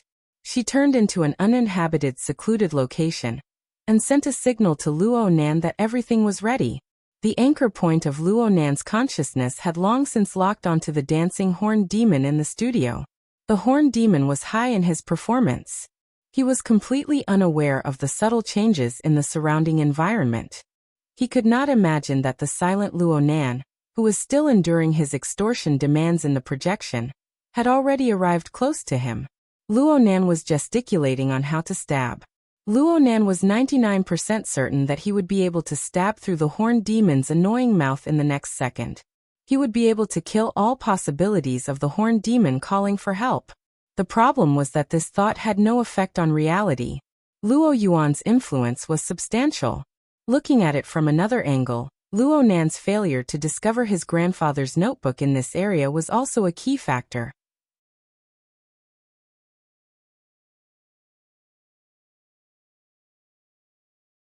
Fortunately, it turned out that it was just Luo Yuan's pursuit of a comfortable body. Even so, Luo Nan didn't dare to be like before, unscrupulously using the soul cloak to interfere with the operation.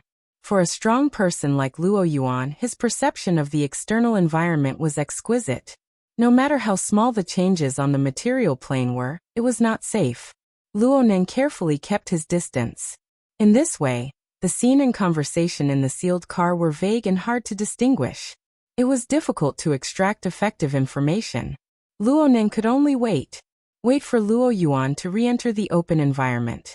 Maybe then he wouldn't be so sensitive. Right? The flying car continued to move and boarded the airport highway.